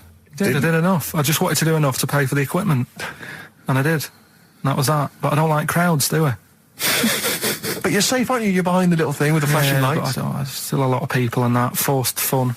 Don't like that. Forced It's fun. not forced fun. They haven't got to It dance is. if they don't want to dance. Yeah. Don't like it. What do you mean your fortunes are on the up? Anyway, DJing. Where Well, I'll tell you, I was hired. Well, I say hired. I did it as a favour to a friend. His wedding the other week, and I got there. I was thinking, because everyone had their little role to play, and then people were doing a good job. I love you taking it seriously. And I did. I going to a spent wedding. ages putting together some CDs, special selection I CDs. love that. Because what I did was I burned them on iTunes. Did you turn up with your own headphones round your neck? Own headphones, wearing a suit, but headphones. Metal case. Didn't need it. Just had them all in one small box. Brilliant. Boom. I thought this is good stuff. I got some classics here. Give me an example. Give me an example of that, like the first hour, the warm-up hour. Rick, I'm coming straight in with Frankie Valli, Oh What a Night. Brilliant track. I mean, when those beats start at the beginning, who's not getting on the dance floor? Wait a minute, what's this following up? Go on. It's the Jacksons. What, I Want You Back? I Want You Back. Brilliant. It sounds good at the moment, Karl. Yeah. So I'm thinking, at least I'm gonna roar this, because they laid on a good spread. The ceremony was nice, food was nice. I'm thinking this is going to be the piece de resistance. Yeah. Alarm bell started ringing. Why? When I realised there was a marquee outside. Of course, it's a balmy summer evening. I'm stuck inside on the dance floor. So I'm thinking I'm going to be struggling here to get them in. Even with flavours like this, I thought I'd struggle, Rick. So I'm sat there in my suit.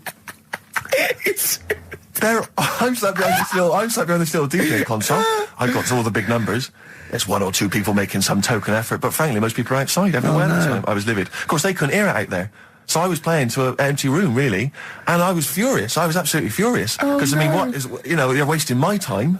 They're wasting, now I could have just stuck the CD on and They're gone out there, wasting couldn't I? Frankie Valli's. Wasting Frankie Valli's They're time. wasting the Jackson 5's They're time. wasting, Delight's time. Yeah, yeah. And so I'm sat there, and there's a couple of people making a cursory effort. Mainly when they come to get a drink from the bar, they might have a little quick, couple of twos. You shout, we don't want your Not lot. interested. All of you or no All one. of you or no one at all. And then there's a microphone set up because people have been doing speeches. This little girl gets on the mic, right? It's being funneled through the speaker system. So every time I put my headphones on, Miss Dynamite, was it? It wasn't sadly Miss Dynamite, although she decided to have a little go at MCing. She was screeching her little head How off. old is she? Oh, I don't know, 8 or 9. At their most annoying.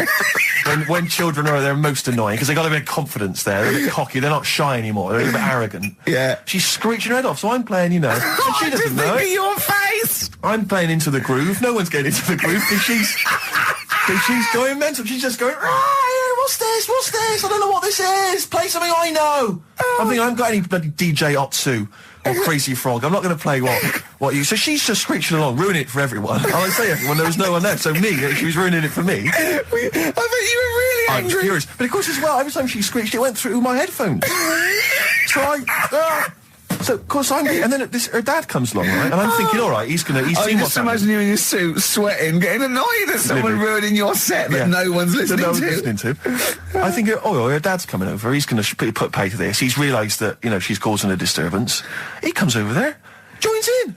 No. Sits her on his lap. He's just saying, she's having a whale of a time. I'm thinking I'm furious. I'm thinking it's his responsibility to shut her up. He's not Yeah, going to do anything. I What can I agree. do? I can't step in. No. And I know very well that if I interfere, he's going to say, oh, well, she's enjoying herself and no one's dancing anyway, and we'd have just got into a fracas. Yeah. I didn't want to start a fight. No. Because So, I don't know, but he'd have knocked you out, wouldn't he? Someone would have got knocked out. And I'm not saying who it would have been, but, but there were, to bear in mind, Rick, there would have been 2 of them. And so I didn't want to get into a fight with him. And anyway, so I'm playing. Anyway, so my friend came along. He realised what was happening, and I didn't have the guts to unplug the microphone because he'd have known. You see. Yeah. So I got my friend to do it when she had her back turned. So he pulled the plug out. The microphone went dead. She went, "What's going on?" I went, "I don't know what you're talking about." I said, "I don't know." She said, "Where's the microphone?" I said, "You must have broken it." I don't know what's going on. Someone will probably make you pay for that. And anyway, at least we shut her up. That is great! But it really went from bad from worse. And there's that thing when you panic, you start panicking, so you're putting on a lot of flavours that you would have saved to the last hour. What are we talking? Boom, boom, shake, shake, exactly, you're throwing him in early. Love Shack's coming on way too soon. Really? Oh, Love Shack before 11. It's heresy, but I had to do it. But anyway, in the end, I made the bride go and get some people in. I said, look, it's your special night, all right, and they're going to enjoy this. I'll be honest, love, this is a washout, and it's up to you Exactly. to turn this wedding around, or I'm walking. I'm walking, and I tell you, they're going to have a sour memory of this evening unless you bring some people and in. get everyone in dancing. So she got him in at the end, and Brilliant. And I'll tell you this, Karl. I mean, I don't know what you say, but they were loving it. They were absolutely loving it. A bloke came over and said, have you got Amarillo? I said, no, but I put on something even better, Delilah. I mean, wedding crowds always go for Delilah. A song, of course, about old man killing his wife. It always goes down very well, strangely, at weddings. They get into a sort of hokey-cokey thing. They went berserk for it. And I was following it up with, I had the monkeys, I had all sorts going on. Brilliant. Of course, you know what happens. What? I'm going great guns. People are absolutely loving it. They're rocking it. I throw in, I had something cracking on at the end. Come On Eileen, of course, was on. People were going berserk for it. Which is unfortunate because the bride's name was Eileen. Yeah. And then the bride pikes up. I'm throwing the bouquet. So they all traipse off outside again. I was furious. Oh, no. I plugged the microphone back in. I said, what are you doing? We got, but they went out there. And, of course, you can't get them back once they've done that because all the women are running around. I got the thing. And then they got to wave everyone off, throw the confetti. They ruined your day. I was having a great time and they ruined it. She ruined your special day. She ruined my special night. Oh, no. It's on her head. What would you put on about now, Karl? What if I was DJing? Yeah. Probably a bit of a world party. Go on. Interesting. Right. It's just, like the last flat that I lived in, I always had a good view across the road and I could see, it was the hairy... There was the hairy Chinese kid. Not hairy Chinese kid, he was just a Chinese kid, actually. Yeah. Running about. Because that's rare, isn't it? Hairy Chinese kids, very rare, isn't it? Yeah. There's only one official sighting, isn't there? In one of those shit little magazines that you buy. Yeah, he was running around in his underpants. Sorry, you just swore ironically. I mean, I imagine if there's any newspapers listening, you did that. Because he's sort of jokey and... Yeah, go on, let's not swear. And there was the old woman who didn't move, she was just sat there reading a book all the time. Who we think possibly died and no one came round for weeks, I mean. But now I've moved, right? And it was quiet for a bit. I always look at what view I'm getting, right? Looked across and it was just sort of empty, sort of flats ready for people to move in and that, right? Anyway, people are in there now, right? And they've put all the furniture in, but I haven't put any curtains up. Oh. Right. So anyway, I'm sort of washing up, just having a look out the window. Yeah. Right.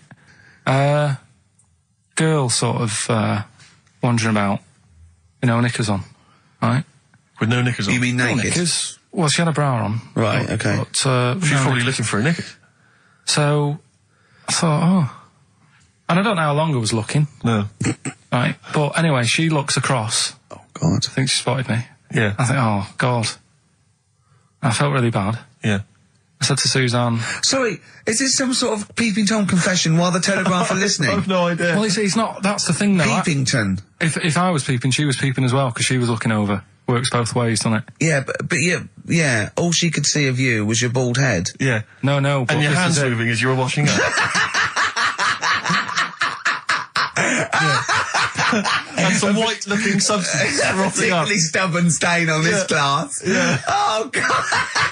Imagine that. Imagine if she looked across. I'm assuming your sink is lower than the window. But didn't she just cover up or something? Or she looked back and go, oh, you're looking up funny? Well, the thing I did... What? I thought, just sort of drop me boxer shorts. What? Well, Suzanne said, what are you doing? What are you talking about? What are you talking about? No, just so they can see me cheeks of me. What are you talking about? No, because I thought if she thinks I'm walking about in the nude as well, then we've both got something out of it. Karl, This sounds like a bad excuse in court. I know. This is or the plot of a film on Channel 5. I mean, this is like the doctor who got done for exposing himself to a patient and then painted that little thing. That you look down their throat pink. Yeah. And go, this is what they saw. Yeah. No, so sorry, you were looking at a woman dancing around naked, right? So the only thing you could do was immediately drop your boxer shorts. So she looked across, saw you fully clothed, saw you took your boxer No, she wouldn't have done, because it's sort of just the top half and the sink's at a side angle, so I was sort of looking out. So she wouldn't have seen your trousers then anyway? No, she did. I moved in front of the window more. So you then made you actually climbed in front of the window. Oh, this is amazing! So you climbed in front of the window to show off it wasn't your naked obvious. lower half. Suzanne said, what are you doing? I bet she did. What are you looking at? I sent you in here to clean What up. are you doing? I'm just taking my trousers down, stand over the window. Why? Because there's a naked woman across the road. What do you think I'm doing, Suzanne? I'm exposing myself while looking at some free fame. Leave it. What's up with you, Suzanne? Leave it then, leave it. Christ. Are we doing Rockbusters or what? Yeah. Oh, she sent you in there to read up on Einstein. Oh, am I going to have to thump you? Yeah. Do you know the saying, shut your face? Yeah, I've heard the well-known Shakespeare, innit? Do you know how it came about? No, Joe Dolce. No, Go on. It's ages ago. Oh yeah, literally. Like knights who wore armour. Okay. That's armour going to have to thump you. That's how it came about. Okay, armour. They wore all the stuff and they had the helmet, and say if they're guarding something at night, stood outside a castle or something, Yeah. and there's probably going to be two of them, right? So they stood there talking and that, and talking about stuff, and The future. Sort of, medieval stuff. one of them's like, "Oh, we should shut up. You know, I've been stood here for hours," and he's going on and on. Yeah, sure. So he'd say, "Shut your face," meaning shut the guard down on your helmet, The visor. and I can't hear you then. So shut your face. Shut your face. And that's Okay. that's how it came about. Well, I suppose that's... It would be interesting if I could just rely on it. I'm not sure it's true. I yeah. know. I just never know. I can. It needs to be corroborated. It's like I don't know where he got it from, but anything via Karl is precarious. Yeah, I mean, I feel like maybe you should give us your sources next time. You know, tell us where I know, you got but I'll this tell you. information from. Got it off the internet. Yeah, but where on the internet? I can't remember where that one was. I mean, I always go through like the news pages and stuff, and I 9. I'm Ricky Gervais, with me Steve Merchant and Karl Pilkington. So let's just get this right. What did Karl say? He's just specifically giving those words he again. said, they reckon, and I said, I'm going to bed. He went, no, really? I said, no, I'm going to bed, Karl. There's no point now, because, I mean, it's just like you're talking gobbledygook. You know what I mean? I might as well talk to a pot plant. Yeah. He said, in the future, they reckon, I don't know who they are. Sure. I don't know, people who post things on the internet that he reads, I think. the Telegraph. Anyway, complete the sentence. They reckon that in the future you'll be able to wake up. I love it. There's a little scenario, an embellishment, like this little.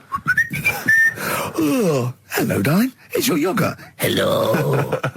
You'll be able to wake up and eat a yogurt you can have a chat with. All right, well, thanks for that, Rick. I'm looking at you. I'm going to throw that over to Karl now. Right, it's when I was away on holiday, right? I got I don't normally buy the Telegraph because it's too big and that, innit?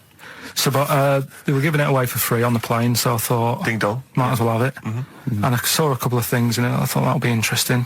I saw this thing about the future, and it was talking about evolution and what have you, right, which I always find weird, because I always think that maybe we've sort of done it wrong anyway. Do you know what I mean? I sometimes think... By definition, evolution can't get things wrong.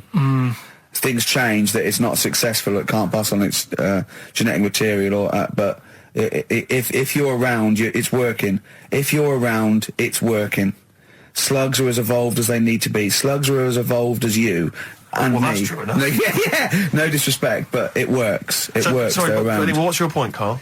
No, I mean, I think we probably would have been better off staying as a fish.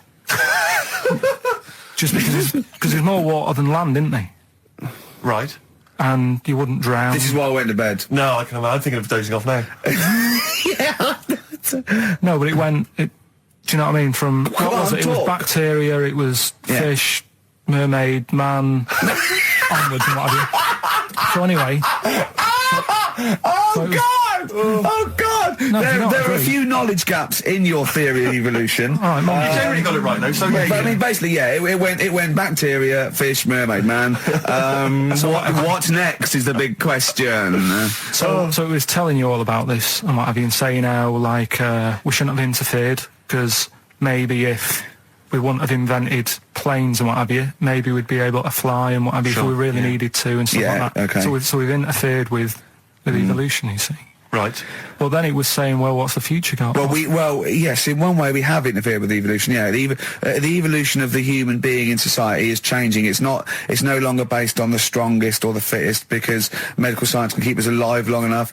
People can pass on their genetic material where without this civilization they wouldn't have been able to. So yeah, there are different parameters, there are different pressures, there are different things that say whether we're going to pass on our genetic material or not. Okay, so in that sense you're right. And that, Rick, as far as I'm aware, has led to a yogurt that you can eat and have a conversation with. So this is what it was saying. It was just saying, we're living in mad times and that. Sure. There's a lot of weird stuff going on.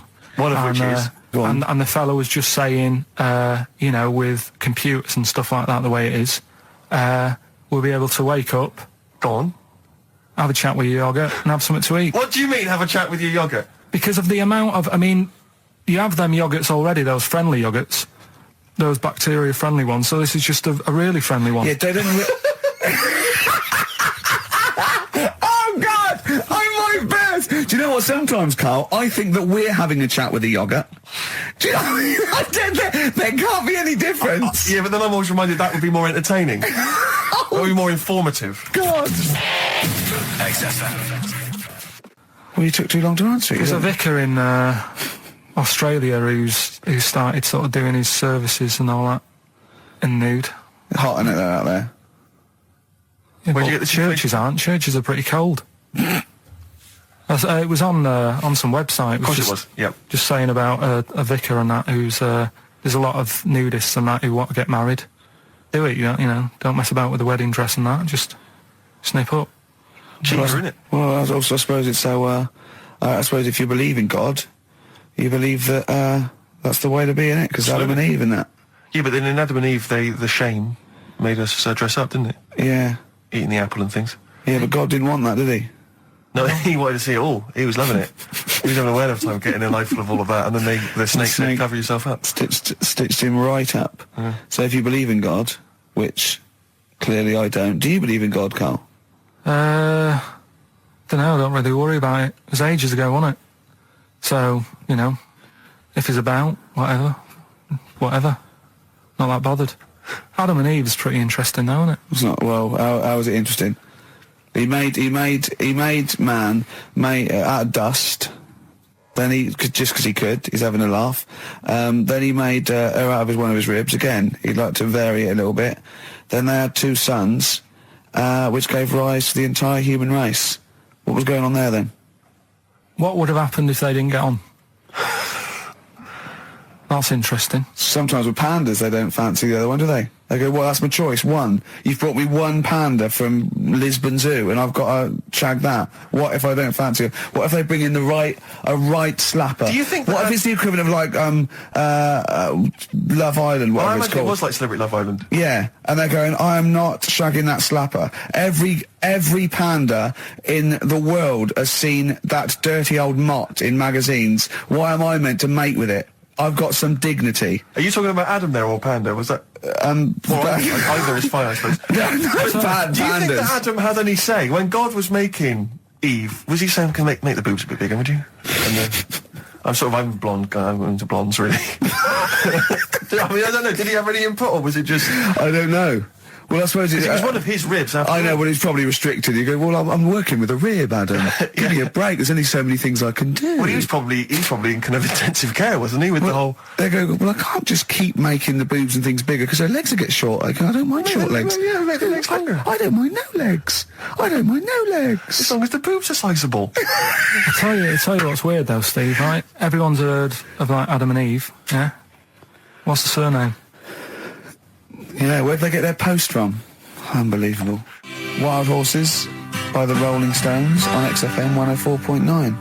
Well, I think the listening public would have enjoyed knob news there. Oh. So, I mean, there was a lot of knob news this week. I was surprised. I would have thought it would be hard sometimes to get knob news together, but... I would have thought it would have been part of a bigger news programme, but, I mean, I don't think we'd dedicate a whole sort of, like John Craven's news round. Yeah. A whole 5 minutes to knob-related news. Yeah. There was other news, was there, in the week at all? Karl, it wasn't just all knob-related, you didn't just research. No, they're the ones that sort of stand out. There was Christ on a crisp. Right, what's that? That's obviously a crisp that someone vaguely thinks looks a bit like Robert Powell. Yeah. Yeah, what a load of twaddle, yeah. There's a bloke who can blow up balloons using his ears. What do you mean? Look at him. Just, well, it's all connected, isn't it? That's, you're just redirecting it, aren't you? Pointless, though, isn't it? It is pointless. No, I'm sort of downplaying it like it's no big deal, but it is pretty impressive. It's not. When was the last time you blew up a balloon? Oh, I don't know. That's what I mean. It's not needed. It's not impressive. That's what I mean. That's why. But you could say that about any form of sort of like bizarre entertainment. I don't think you have to hang yourself from hooks. But a lot of people go and see Jim Rose Circus. I mean, I wouldn't. I don't see the. But would you go and see that? What a man blowing up balloons did? No. If it was a mate of mine, I'd go do that thing you can do. To a group of new friends, I go, all right, then I'd get on with it. It to me, it's below an average card trick doing something like that. Apparently, though, he does make balloon animals with his penis, so... which is pretty good, isn't it? Burn him up with his ears. So it's always a snake. It's a little snake. I go, yeah, well done. Back to the news. The Kinks, Better Things on XFM 104.9, Steve Merchant, Ricky Gervais, Karl, Pilkington. But do you know this, we're talking about the leech thing. Sure. Right. You're saying put them in a blender. I'm not saying that. Well, someone did. Yeah. Why were they doing that in the first place? Do you know what I mean? How did they find out that if you put leeches in a blender? I don't know. They probably kept notes. I don't know. No. But what made them? Were they just having a laugh? What made them go? Was it a party? It was a couple of 40-year-olds. They were at a party. It was a couple of research scientists. They'd been given £1 million, and the boss was coming around to say, "What are you doing?" And they were just making a smoothie, and they went, "Quick, Mr. Yakamoto's come round, throwing some leeches." What are you doing? Just leeching. Just feeding these leeches to some other leeches. All right, well, that looks like science. I'm off. Well, that's what they Here's another £1 million for next year. Bye. Yeah. That's how they work, though, isn't it? A lot of these scientists. That's exactly how they work. I'm just saying they're getting away with murder. Go on. Well, just the way they do sort of spend loads of time. And you can't say anything in front of him because everything's got a point with him. You can't have a conversation with Karl. What albums am I getting? Yeah. Is that good? Mm-hmm. Good, yeah. What albums am I getting from for working for this place for 6 years? All right. Ricky.Gervais at xfm.co.uk. Do you want to apologise once more for anyone you might have offended over the year? Yeah, like I say, I never want to upset anyone. We're just chatting about stuff. It's just chatting. It's from the heart. You see something, you say, "Oh, it looks a bit like so and so," or "Isn't it a bit?" You're not really, you don't really try and hurt anyone's feelings, do you? But I think most people know that. And I've got to apologise for laughing at anything you say. I actually can't help it. Again, it's not vindictive, but when Karl comes out with some of the things he says, it's impossible for me not to laugh or react. So, have a Merry Christmas, everyone. Well, before that, Rick, is there some final, for the year, Monkey News? Tell you what, let's play a good song. Okay. Right, we'll have a bit of Monkey News, and then that's it. A bit of Amy Mann, then. Perfect. Yep. Brilliant, this one. I bought in Metal Christmas, is that all right? That's my only request from this show, that we do play Paul Di'Anno's version of Santa Claus is Coming to Town. The rest of it's over to you. Yeah, we're going to play some Christmas tunes, we're going to play some, our favourite hits of the year, but mainly, this is the rock programme. This is the rock programme. What worries me, Rick, is there's a lot of people who listen to our show and they're not regular XFM listeners. They just kind of crawl They're out not of their regular morphine people. stupid on a Saturday afternoon, put the show on. So they might not be familiar with the Ian Canfield is a young man. He's been in he's about 14. He's been in radio. It's weird, he's 14, but he's been in radio for 15 and a half years. He was weaned on the milk of Avant. Yeah. Right? And he's going to be the new rock god, aren't you? Well, I'm trying. Yeah. No DJ Canfield. Just go, yeah. Right? And over the 2 hours, I want to work out the 4 pillars of rock, right? I want 4 names, 4 pillars of rock, right? Huge rock pillars. And then I want the king who stands astride them like the archangel of metal. So we'll be asking Ian, every few minutes we're asking, right, who's your first pillar of rock? And then, keeping the one that stands astride them. Okay? And how many do we need? Well, we need 5 names then, don't we? The 4 pillars of rock and who stands astride them. Right, okay. Like the Overlord with these Axe Attack albums. Yeah. Yeah. This is Oasis. Christmas. I just wonder if there's one more contender. I don't know who this was, Ian, that phoned in with it, but possibly it's topical. Deathly Hem. Yeah. Deathly Hem. It's brilliant. Oh, it's Deathly Hem. Please welcome to the stage, Deathly Hem. It's Deathly Hem. Who's that? We've got to give it to I don't know who that was. Oh, well, if you came up with Deathly Hem, email again. Deathly Hem. It's the greatest name for the greatest rock band of all time. Will you please welcome to the stage, Deathly Hem. It's golden tonsils. Isn't it? I went to, I was going to go see him once at the Camden Underworld about a year ago, and they had this sign up, right, saying that Graham Bonnet, who sang that song, had cancelled, right, and it said, God willing, he'll be performing tomorrow. And just in case you thought he'd cancelled because maybe no one bought any tickets, the doctor's certificate was beneath the cancellation sign. Brilliant. Well, we've sung that a couple of times drunk, haven't we, Ian? Oh, but, at the top of our voice. We have done it. It is the best ever. Yeah, it is. Ben has won whatever you're giving away. Yeah, Ben came up with Deathly Hem. Yeah, Deathly Hem. Yeah. I mean, if you are in a rock band, you're looking for a name, and you think you deserve that name, then, you know, write to us. We want to know that you're really heavy, and Ian Camphor would officially hand over the deeds of the name Bethlehem. Deathly Hem? Deathly Hem, yeah. Deathly Hem. They only play at Christmas. You only play, like, big venues at Christmas, and it's all things about, like, fighting, like, good versus evil, and God versus the devil. And you got to write songs like that, yeah. Deathly Hem on XFM 104.9. Perhaps that the debut should certainly be a concept album based on the Nativity play. Yeah, Nativity, yeah, that'd be just good. the whole kind of Old Testament in kind of rock form. Yeah. With, like, it'd be extraordinary. It's a battle for humanity. Yeah. It's called, Humanity Manatee, and it's a fight in the ocean of hell. Yes. Sure. Yeah. Sure. Yeah. I'd like to see a serpent. Maybe pictured somewhere. There'd be a serpent, isn't it? Track 4. Track 4.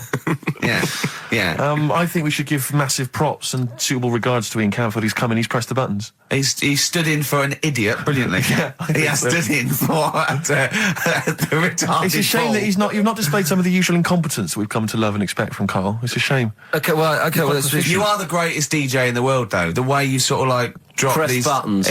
But, you know... Every time I've pressed a button off air, Ricky's been going, oh, what great DJ. It's great, because he ends it, it's just brilliant. I mean, we're lucky if we can talk with the mic on. That's the title, not talk over a record. We did some great links during the ads. Yeah. And, of course, Jonathan Ross masturbating live on air. Just looking back at some of the highlights of this You don't get that on Capital Gold, do you? Like Tony Black. I've got some, but just because it's not that good, something else I found out that I thought I'd share with you. Go on.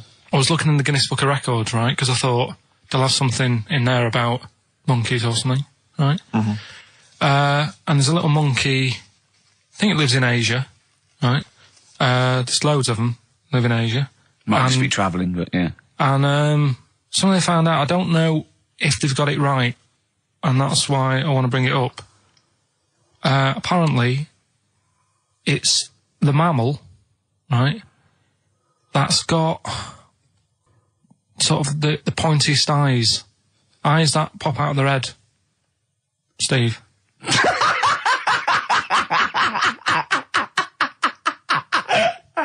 Now, the thing is, right, I thought that's interesting. Yeah. Apparently, it's the biggest with the sort of goggle eye type thing. Right, yeah, go on. Apparently, they come out of their head 1.6 centimetres. 1.6 centimetres? What, you mean they protrude? Yeah, they protrude from the head at 1.6. Okay. What? How long? Have you got a ruler, Rick? 1.6. He's having a go. I'd say I'd be a little bit annoyed if the monkeys beat me. Well, I don't think it has. That's what I'm hoping. Is there anything we can... I mean, what's 1.6? Oh, can you... It's about... Drop your trousers.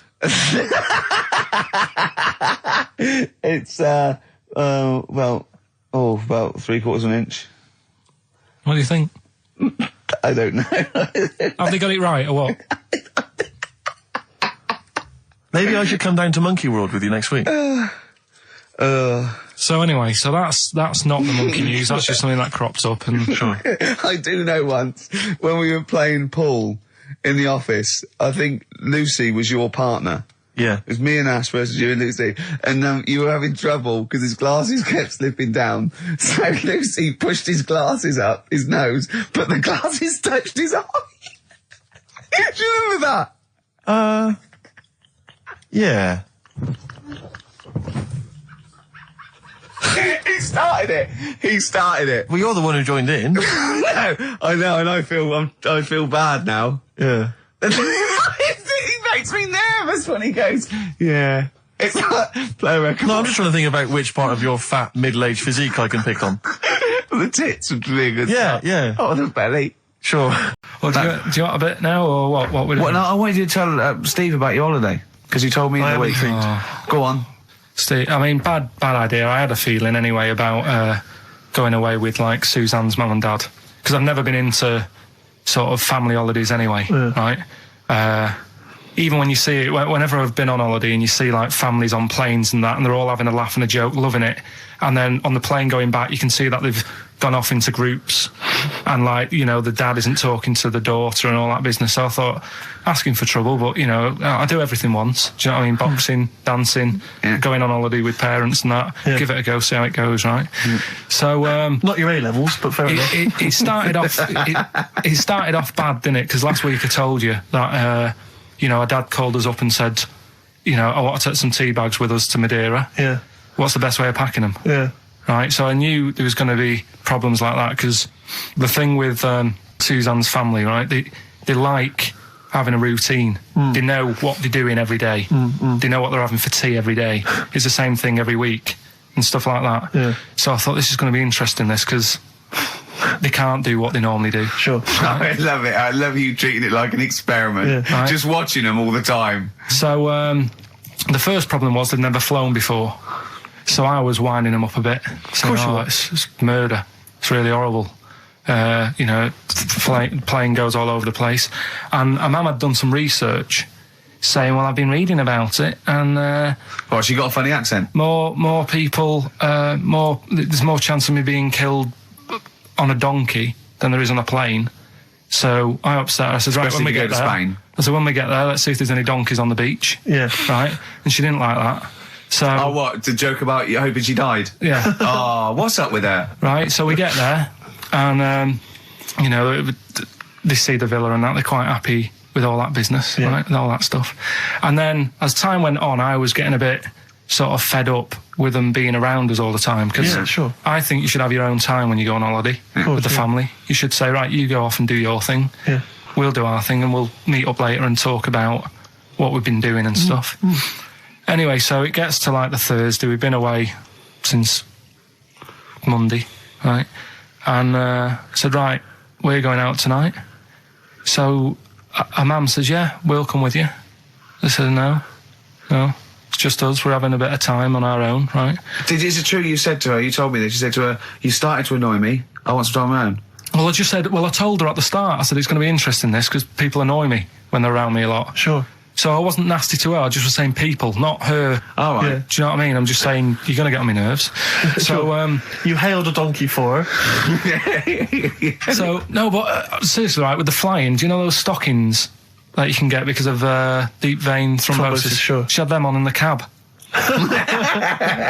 Brilliant. And it's only a 2-hour flight as well, so that was annoying me. Right, so anyway, it gets to this, you know, the Thursday night when I'm going out with Suzanne, and our mum's like sat on the sun lounger outside. So where are we going tonight? I said, no, like I said, it's just us. We're going out having a bit of time to ourselves. So I could see as the day was getting on, she was realising that she's got a night in with like her husband, right? Her face started to like look miserable. Sure. I thought, I'm loving this. Right? So I said, right, I'm going in to go and have a shower, go and get ready for the tonight. It's going to be great. And winding them up, wind them up because they can't come, because he said they can't. Right, so I go upstairs, have a shower and that. I come down, and a mum's smiling. Oh, hang on. So I'm thinking, hang on a minute, what's gone on here? So I went to Suzanne, I said, why is your mum smiling? She's not coming. She said, no, but my dad said he'll take her out now. So in a way, she was happy because she got her own way, which had annoyed me. That annoyed you, sure, because you wanted to... What, you don't even want her husband taking her out? Well, it's just the fact she didn't want to go out. She was happy to stay in and have sausage, egg and chips that they'd found from some shop that sold English food. Right. So that's almost like what they do if they're at home. Sausage, egg and chips. So she was happy with that if we were staying in and having that. But because we were going out, she was fed up. Right. So she's smiling. So she's going, yeah, I'm going out now. So I said, well, enjoy yourself. She said, where are you going? I said, well, it doesn't matter, does it? You don't need to know. Sure. You're not going to where we're going. Oh, you just don't want us to be in the same restaurant. So yeah, that's right. I said I want a night out on my own with Suzanne. It's our holiday as well. I don't know. I can talk to you about this. This is not even his own parents. This is someone else's parents. These are the parents of the woman he loves. But even Suzanne sort of agreed with me. There's only so much time you can spend with your parents. That's why you leave. That's why when you're ill, you don't go home to them. Yeah? Sure. Yeah. Because the slight difference between me and you, Karl, is that not everyone in the world annoys me. Well, not everyone does. Just... I can see what... I felt a bit guilty that week when he said I was annoying him, but I realise it's not my fault now. No, everyone annoys him. Yeah. So, yeah, it was an all right holiday. It was good to get back. Brilliant. Won't be doing it again. So. No. And what now would you say is your relationship with Suzanne's parents? Is it a frosty one? No, I just think they know that I don't like to put up with them for a long time. Yeah. I mean, when we were packing, a man was upset because, like, she really liked the place where we were staying, right? Because it was quite a big villa, because there was a few of us. There was a brother as well with us, right? Yeah. So, our mum said, oh, I love it here. She said, I'm definitely going to book this place again. I said, it's a bit big for two of you, isn't it? Just being sarky, like, we're definitely... I said, because, I won't be coming again. You're like, I don't know what you're like, Karl. You're a monster. You're an absolute monster. You're one of those people that goes, I say as speakers are fine, I say as and gibbered what the wibble. Yeah. And never the way will slap. You're like a middle-aged man. You're like an old man. You're like an old man and you're what, 30? I'm just imagining you scraping along in clogs and a flat cap going, oh, that tree's got to come down. Yeah. Yeah. Puncturing a kid's ball if he kicks it into your garden by mistake. Yeah. Refusing to give it back. Yeah. Gather round. Yeah, there were once Chinese kid as hairy as that cow, which is weird because there's not many Chinese people that are hairy, but this one, I tell you, it were back in 1990. Grandad, are you eating a Twix? Well, that's you too, with or without you. There's a fella who was in a coma for 20 years. Just, they kept, like, taking him through, like, the normal day. They take him to Alton Towers and stuff. Doesn't know anything about it, just kept going through the motions. Don't know if they kept charging him. Kept putting him through all that. He eventually came out of it. 20 years. And went, stop taking me to Alton Towers, it's shit. I just thought, imagine how much post he had. Eh? How much post?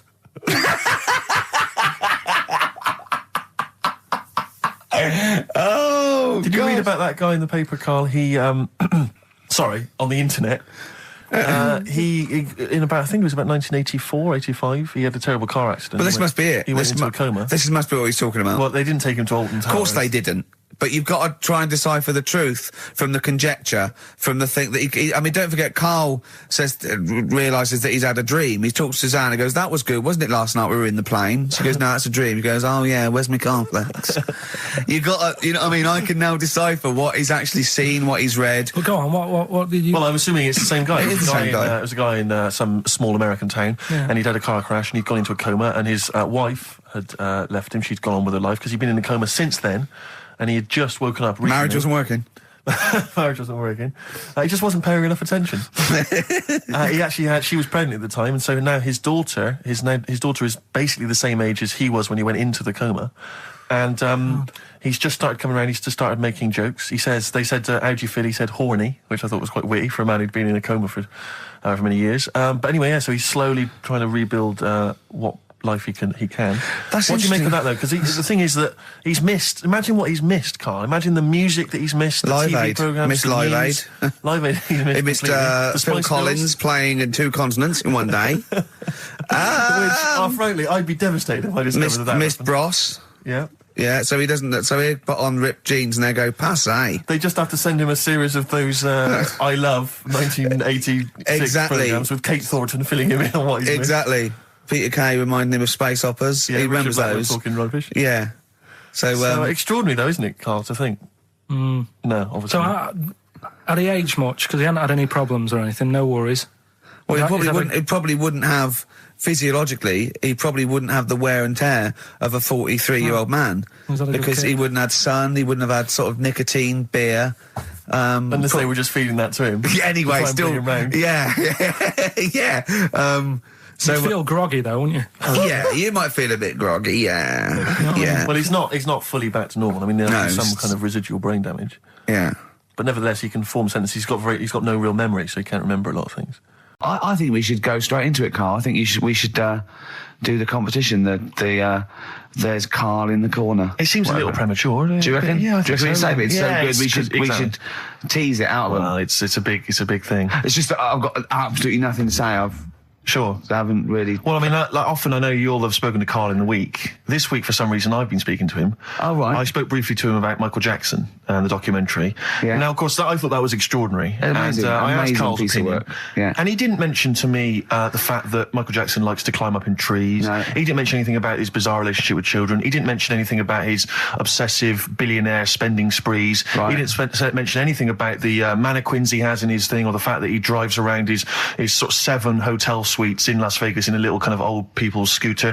The only thing of note for Karl was he said to me, "Did you notice how big his hands are?" I tell you what, though, I did. What? Yeah, how you look at the man's got like a face that he's had reconstructed. Well, I can't know. even say that. It's libelous. Yeah, But, he hasn't. He's got an odd he's had two nose face. jobs. Yeah, And you're but- looking at his hands. But I think it's because you look at him and he looks a bit like there's a bit of androgyny there, but it's sort of like it is quite a petite sort of old lady's face in a way. But then you see these labourers' hands come out. That's always the way with a tranny, isn't it? You know what I mean? Well, you can't accuse him of being a tranny. No, he's not. No, he's not. What are you saying? No, I know He's he's got not. enough issues. Now you're accusing him of being a I tranny. like him. I thought he came out that brilliant. I thought it was really. I really felt sorry for him. No, I think he cleared up a few things as far as I'm concerned. I thought it was a fascinating piece of work, but I did like the shopping spree. That was great. Extraordinary, 'cause he's just got going such around bad just taste. pointing. I know it was bad taste, wasn't it? It was like one of those bizarre shops. You know what I mean? There's anything sort of a gift shop, but they're trying to make it look like Ming. But And it's sprayed gold. If he'd been living in a trailer park, he'd have been ordering, one of those porcelain dolls dressed like a Harley Davidson I know, bike yeah. rider, or an Elvis commemorative plate. It was the kind of billionaire equivalent of that. But the hands were a giveaway. It's the same as those sort of What do you mean the hands transvestites. were a Well, giveaway? it's like you get What was it about his hands? I didn't Well, even see you his know when you hands. get like a cab driver or something, right? And he decides to turn transvestite about 60, and he goes on Kilroy. Do you know what I mean? It's that way. He got a twin set of pearls, and he goes, "I've never felt so comfortable." But his hands are still big. He's got a little wig, and he's got the lipstick on, and he's with his teenage kids who are going, "Kill me." Do you think But he's it's been having surgery on his hands to make them larger? bigger? Yeah. Is that why he was wearing that glove through most of the Exactly. through the Because edits, but I think he wants to be a goalkeeper. Right. And they said, "Well, you can't, Michael. You got a big hands." It would help him climb the trees. It's right, yeah, and he can play tennis now without a racket. Yeah. So what did you make of it, Karl? Were you intrigued? The Michael Jackson thing. It's, it was all right. The brilliant Blur, Out of Time on XFM 104.9. So what did you say you're going for? You've got your 3 titles, your 3 teasers. Well, I think I'm going to go for "Don't Do That to It." You know, it can't live without an edge. I'm looking forward to this. Right. Right. So this is Educating Ricky, for those that have just tuned in. Now, something that Ricky told me about when he was educating me was that a cockroach, if you cut its head off, it lives for a week. Yeah. Right? And the only what reason it dies is it can't take on water. Sure. It doesn't have a great time in that week, though, does it? No. I mean, it doesn't get much done, I don't imagine. It just needs water, and because it can't find any, like its eyes, it eventually dies. Yeah. Right? No. So what? No, it's not. That's not. It's 'cause Anyway. you can't drink. Anyway. So have you heard that one about worms? Okay. I have. Go on. If you cut a worm in half, Yeah. a lot of people have said in the past that it'll turn into 2 worms. Right. But that isn't actually true. Okay. Who said that? No, it used to be like, Kids at school said it on, kids at school and stuff. Yeah. So that, a lot of people think that. Don't pick him up on stuff, Steve. It's bad enough. Sure. So, but what they can do, if you get a worm, right, and you find out which end its head's at. Right. If you you've got its head there at the left-hand side, right, and if you sort of cut it in half. Right. But not in half. So there's more of its neck than the tail, if you know what I mean. Yeah. The bit that you've cut off will sort of die, and the rest of the worm will get better. So in a way, you can cut it in half, and it'll survive, but only one half will survive. Okay. Yeah? What have you learned there? I wish you hadn't chosen that one. I know, because it's nothing, is it? Yeah, you know that joke, how would you tell a worm's head from its eye? You put it in a bowl of flour and wait till it farts. Yes. Right? I told my mate that, right, and he went, what if it coughs? Yeah? Yeah? Yeah. So, there is a bit of truth in that myth of cutting one in half. Where did you get this information? I don't understand where you get this information That was from the Fortean Times. It was like the myth about worms. Yeah. That was the big article that week. Did it take you as long to read that article as it took you to tell us just then? I like the fact that it starts off debunking a myth that we hadn't heard of anyway. Exactly. You know the big thing about cutting a worm in half and making two worms? No. Yeah. What's the other one? It's not the thing to do either, by the way. Don't go doing it. No. It's not very nice. But, it's cruel. But it can get by. And it's pointless. Yeah. There's no scientific worth in that. Well, there you go. Okay then. So the others now, you see what I do. No, I'll tell you the other titles. You're not having them yet. That's the whole idea of this. People will be driving or about to go out doing the shopping. They'll think about that now. What was the other two? Well, the other two. They won't think about that. They've forgotten that. I remember. I was on I don't know if this is all right to talk about. I mean, it happened, so not worried about it. It's all right to talk about. Everything's all right to talk about. But I was on the train, right, coming from Manchester back to London, right? Yeah. And got on it. It was like a Friday night, and it was heaving, like the last train is and all that, and absolutely chocker. Right? Yeah. So I'm walking through the carriages, thinking, is he in his seats anyway? Anyway. Everyone's like, it's heaving, right? It's people stood up in the doorways, you can't get in the toilet and all that. There's not going to be any chair knocking about. So walking through, and anyway, I see this one empty chair sort of in front of me, right? I think, why ain't anyone sat there, right? I'll just rush to that, get myself a seat, plonk myself down, right? And sort of turn round, see who I'm facing, see who you're sort of having a chat with. Little fella there, right? Little... Down syndrome kid. Right. Sat there. And he goes, all right. And I thought, right. Not bad, but do you know what I mean? They're always talking, aren't they? They ask a lot of questions. Right. So I was like, here we go, 2.5 hours. And I couldn't get up because the thing is, that's obvious. Sure. Right. So that's like mean. I'd never want to be mean. Do you know what I mean? No. At the end of the day. So anyway, I think, I'll go to sleep. Clever. Right, so I shut my eyes, and he leaves me alone and all that. So then my phone goes, and I think, right, what do I do? Do I ignore it, or do I open my eyes and see what it is? Anyway, I open my eyes. It's Ricky calling about something, about nothing probably. Actually thinking about it, wasn't even worth answering. Right. So anyway, but I'm awake now, aren't I? So he's like, hello, and I'm like, all right, mate. And he says, you're muscly. You're right. Oh God! And I said, yeah. And he goes, why? So I said, no, just am. It's again stressing me out because I was thinking, why am I muscly? I don't go to the gym. And I'm not muscly. I'm in good shape and that. Well, so then he wants an arm wrestle. On a crammed train from Manchester, so I've got another hour and a half of this. When you talk back, he'd soon have got up and left.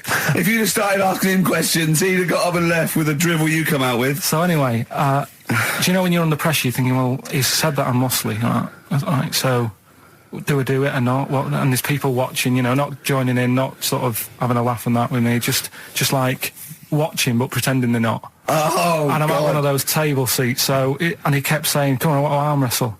And he was getting loud, and I thought, "Oh, I best just have an arm wrestle." What do you mean? What do you mean? I best just have an arm wrestle. Well, What do you mean? Get it over and done with. I had to. If he's going to keep asking, I had another hour and a half on the train. Oh, God. So anyway. Oh, my God. I'm thinking who won.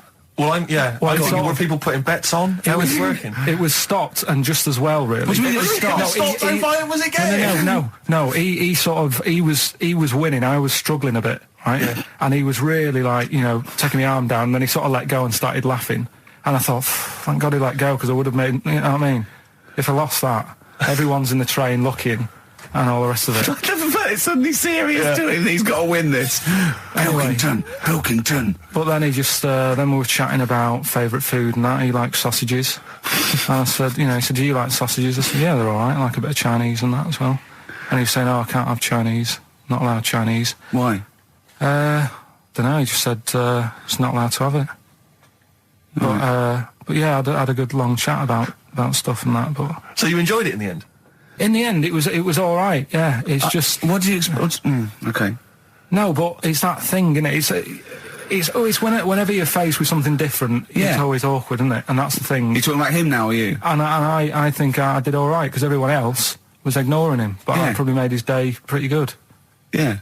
We were a nice bloke. I like the idea that newlywed couple are probably thinking that's going to be a similar journey down to Cornwall. Maybe we just remember it wrongly. But anyway, that's XFM for you. 104.9, I'm Ricky Gervais with me, Steve Merchant. Karl Pilkington. Karl, you went to Lanzarote. Yeah. People said don't go to Lanzarote. They told you it was Lanzarote. They told you, were they right or You wrong? were right, yeah. Really? Yeah, it's a bit ropey, yeah. Is it why? Just out there. If it wasn't for the volcano they had, it'd been knackered.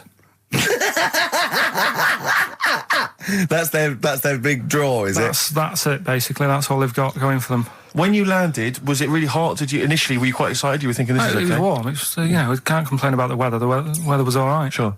You know what I mean? That's what I went for. But it'd be nice if there just was something else. Yeah. What did you do all day then? Did you read your ritual book? No, I didn't read that. I read that book. Do you know the book that I bought, and all the chapters were messed up? Oh, yeah. I bought a better version of that, All right. and I read that, Excellent. and then Did it make more sense in order? yeah, a lot easier to follow. Yeah. And then we went and had a look at the volcanoes and that. They've got 36 of them to look at.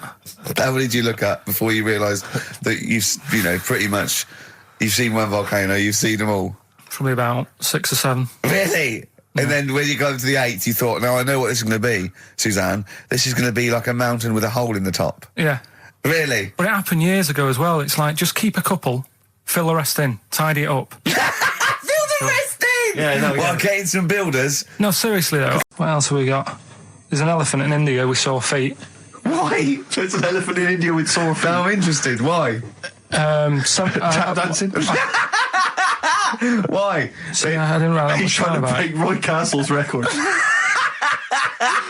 He's still going. Go on, what is it? What is it? Think. It's an elephant, and it was really old. It was about 76. Right. And it had sore feet because it's old, and They don't make stair and the lifts that roads, big, do they? roads are bad and that. Yeah, go so they said, "What are we going to do?" And the town was like, "Oh, we're used to seeing it around. It's part of the thing. We don't want it to have sore feet." Yeah. So they got some slippers made for it. And it had like a picture of the elephant looking happy wearing some slippers. I love him! I love Karl, his world! Think of it, where did you see this picture? That was on the internet. Right. That's a lesson, though, for any elephants listening. Don't wear stilettos to work every day, No. because you can do your feet in. So that But it's don't elephants have really bad memories? no, they're really great good memories. Oh, do they? Yeah. Oh, well, that's good then. No, I just thought they'd forget where they put them. I thought there was something about elephants having bad memories and that. It goes on, where's my slippers? Yeah. I'm sure I left them by the test. So, sorry, there's an elephant walking around wearing slippers. Yeah, that's in What India. kind of slippers? Those sort of old man ones with the sort of checkered well, round design. ones, I imagine. Yeah. Big round ones. So Right, go on. well, along the similar sort of lines, right? This is quite a few years ago. This fella sort of upset the royal family doing something, right? So they said, this isn't good. It wasn't Ben Oughton at that Jubilee thing, was it? I can't remember what it was. And they said, right, That was terrible. We're gonna cut your head off. You know, you gotta show people like you can't be doing what you've been doing. What was this, the 1970s? What you said a couple of years ago, you mean maybe sort of... Was it the olden days when the phones weren't very good? Ages ago. Yeah. Ages ago, sure. So yeah, fair enough. Yeah. So very philosophical. Yeah, imagine that when you was near school. This was literally ages ago. Yeah, exactly. Yeah, Simon Sharma's History of Britain. Yeah. Oh, and even before that, which is yonks before, when it was all mental and different. Sorry, Karl, go on. So he's having his head cough, and he's resigned to it. It's the day before. He's kind of got it into his head now that I'm not going to have my head much longer. Sure. So he said, let's make use of this. Yeah. He said, I wonder how long, like, the body can stay alive without my head on it, right? So they were like, I don't know. So, Hoover. So the jailers? Whoever he was asking. These jailers with one eye. Yeah. Get out, pal. So he said, no, wait a minute, I've got an interesting scientific experiment, jailer. Well, fair enough. What is it? So, he said, what I want to do, right, he said, you know, surely it's my last right. You know, I'm gonna be dead tomorrow. Sure. So let's do a test. He didn't draw it out this long, did he? Yeah, he said let's test this out. You know, he said do us a favour. He said, you know, it's my last day. What I want you to do is you're gonna cut my head off. Let's put a white line on the floor. Right. And see if, you know, because there's no point asking how far he can sort of walk without an head if there isn't a line, because you don't know what to count. Do you know what I mean? If he loses his head and he's running around all over the place, you can't really count That's that. not impressive enough, yeah. So they said, let's make a white line. Sure. Yeah. Who said this? He did or they did? I think they started to join in with him and saying, well, let's make this a... Sure. You guess it. Go on. So, they got Norris McWhirter down. The Guinness people. Oh. Yeah. So they said, let's get this white line. Yeah. And dedication's all he needs. We'll do this tomorrow. And he said, all right, then I'll see you in the morning. Yeah. I'll see you in the morning. Night, sleep tight. Bye. I love the fact that Karl knows exactly what was said. Yeah. Oh, that's beautiful. Yeah. He doesn't know the story or what order it is in or when but it he was. knows exactly what was said. But he knows the intricacies. All right then, see you in the morning. Bye. Oh, kissy. Oh, I'm not like that. Oh, you joker. Don't let the bed bugs fly. Yeah. Anyway. So he gets up. Do you want a paper tomorrow? No, I'm all right. Go on. He gets up and they say, right, you know, today's the day and that. And he said, well, you know, I've got used to the idea. So here's a white line for you. Got used to the idea. Go on. So they go, right, you ready then? And he said, I go on. And they cut his head off. And the body walked 32 steps without a head. Wow. 32 steps. Incredible. And that's the lesson, really. Did it get as far as it walked along the white line, did it? Yeah, it stayed along the white line, did 32 steps, and then started to stumble a bit, and it just fell over. Yeah. But, you know, it was a test that your body can still keep alive for a little bit. Yeah. When you've lost your head. Absolute twaddle. Absolute twaddle. Guys, I just explained what I'm laughing at, right? We just had a call from someone saying his company would sponsor Karl, right, to be raised by all these balloons if he could have a walk-on part in the office. And we immediately went, we're worried about that sort of thing. You can't really promise that artistic, you know. And I was worried about the legality of it as well. How can you promise someone that for personal gain that's a private and all that sort of stuff, right? And I went, I don't know. And anyway, put the phone down to him and Karl went... I love the fact you're more effing worried about that than me being raised 30 feet in the effing air. You started getting scared, did you? Are you worried about it? Well, you're quite excited about the idea of the challenge, aren't you? I like the idea, but I want, like... Why do you like the idea, Karl? Oh, what if it went all wrong and we're there going, the humanity of it? I think we need Karl, to get... he's just... And the rope would pull out my trousers and... Oh, no, it's definitely got to be Dr. Fox if that's going to happen. God. Oh, we've got to do this. So hang on, but let's just think about because wait a minute, we say this, but we'd have to get all kinds of health and safety people involved. No, we wouldn't. Of course we can't just start raising it in the air. No, you're allowed to do it on private land, aren't you? Look what happened to the Hindenburg. No, but I was just saying there was lots of people died. Listen, look, all we do is we get someone, right? But what if he gets loose and he just floats off into the air? And he meets his magpie that he lost. He used to peck his grifter. Balloons.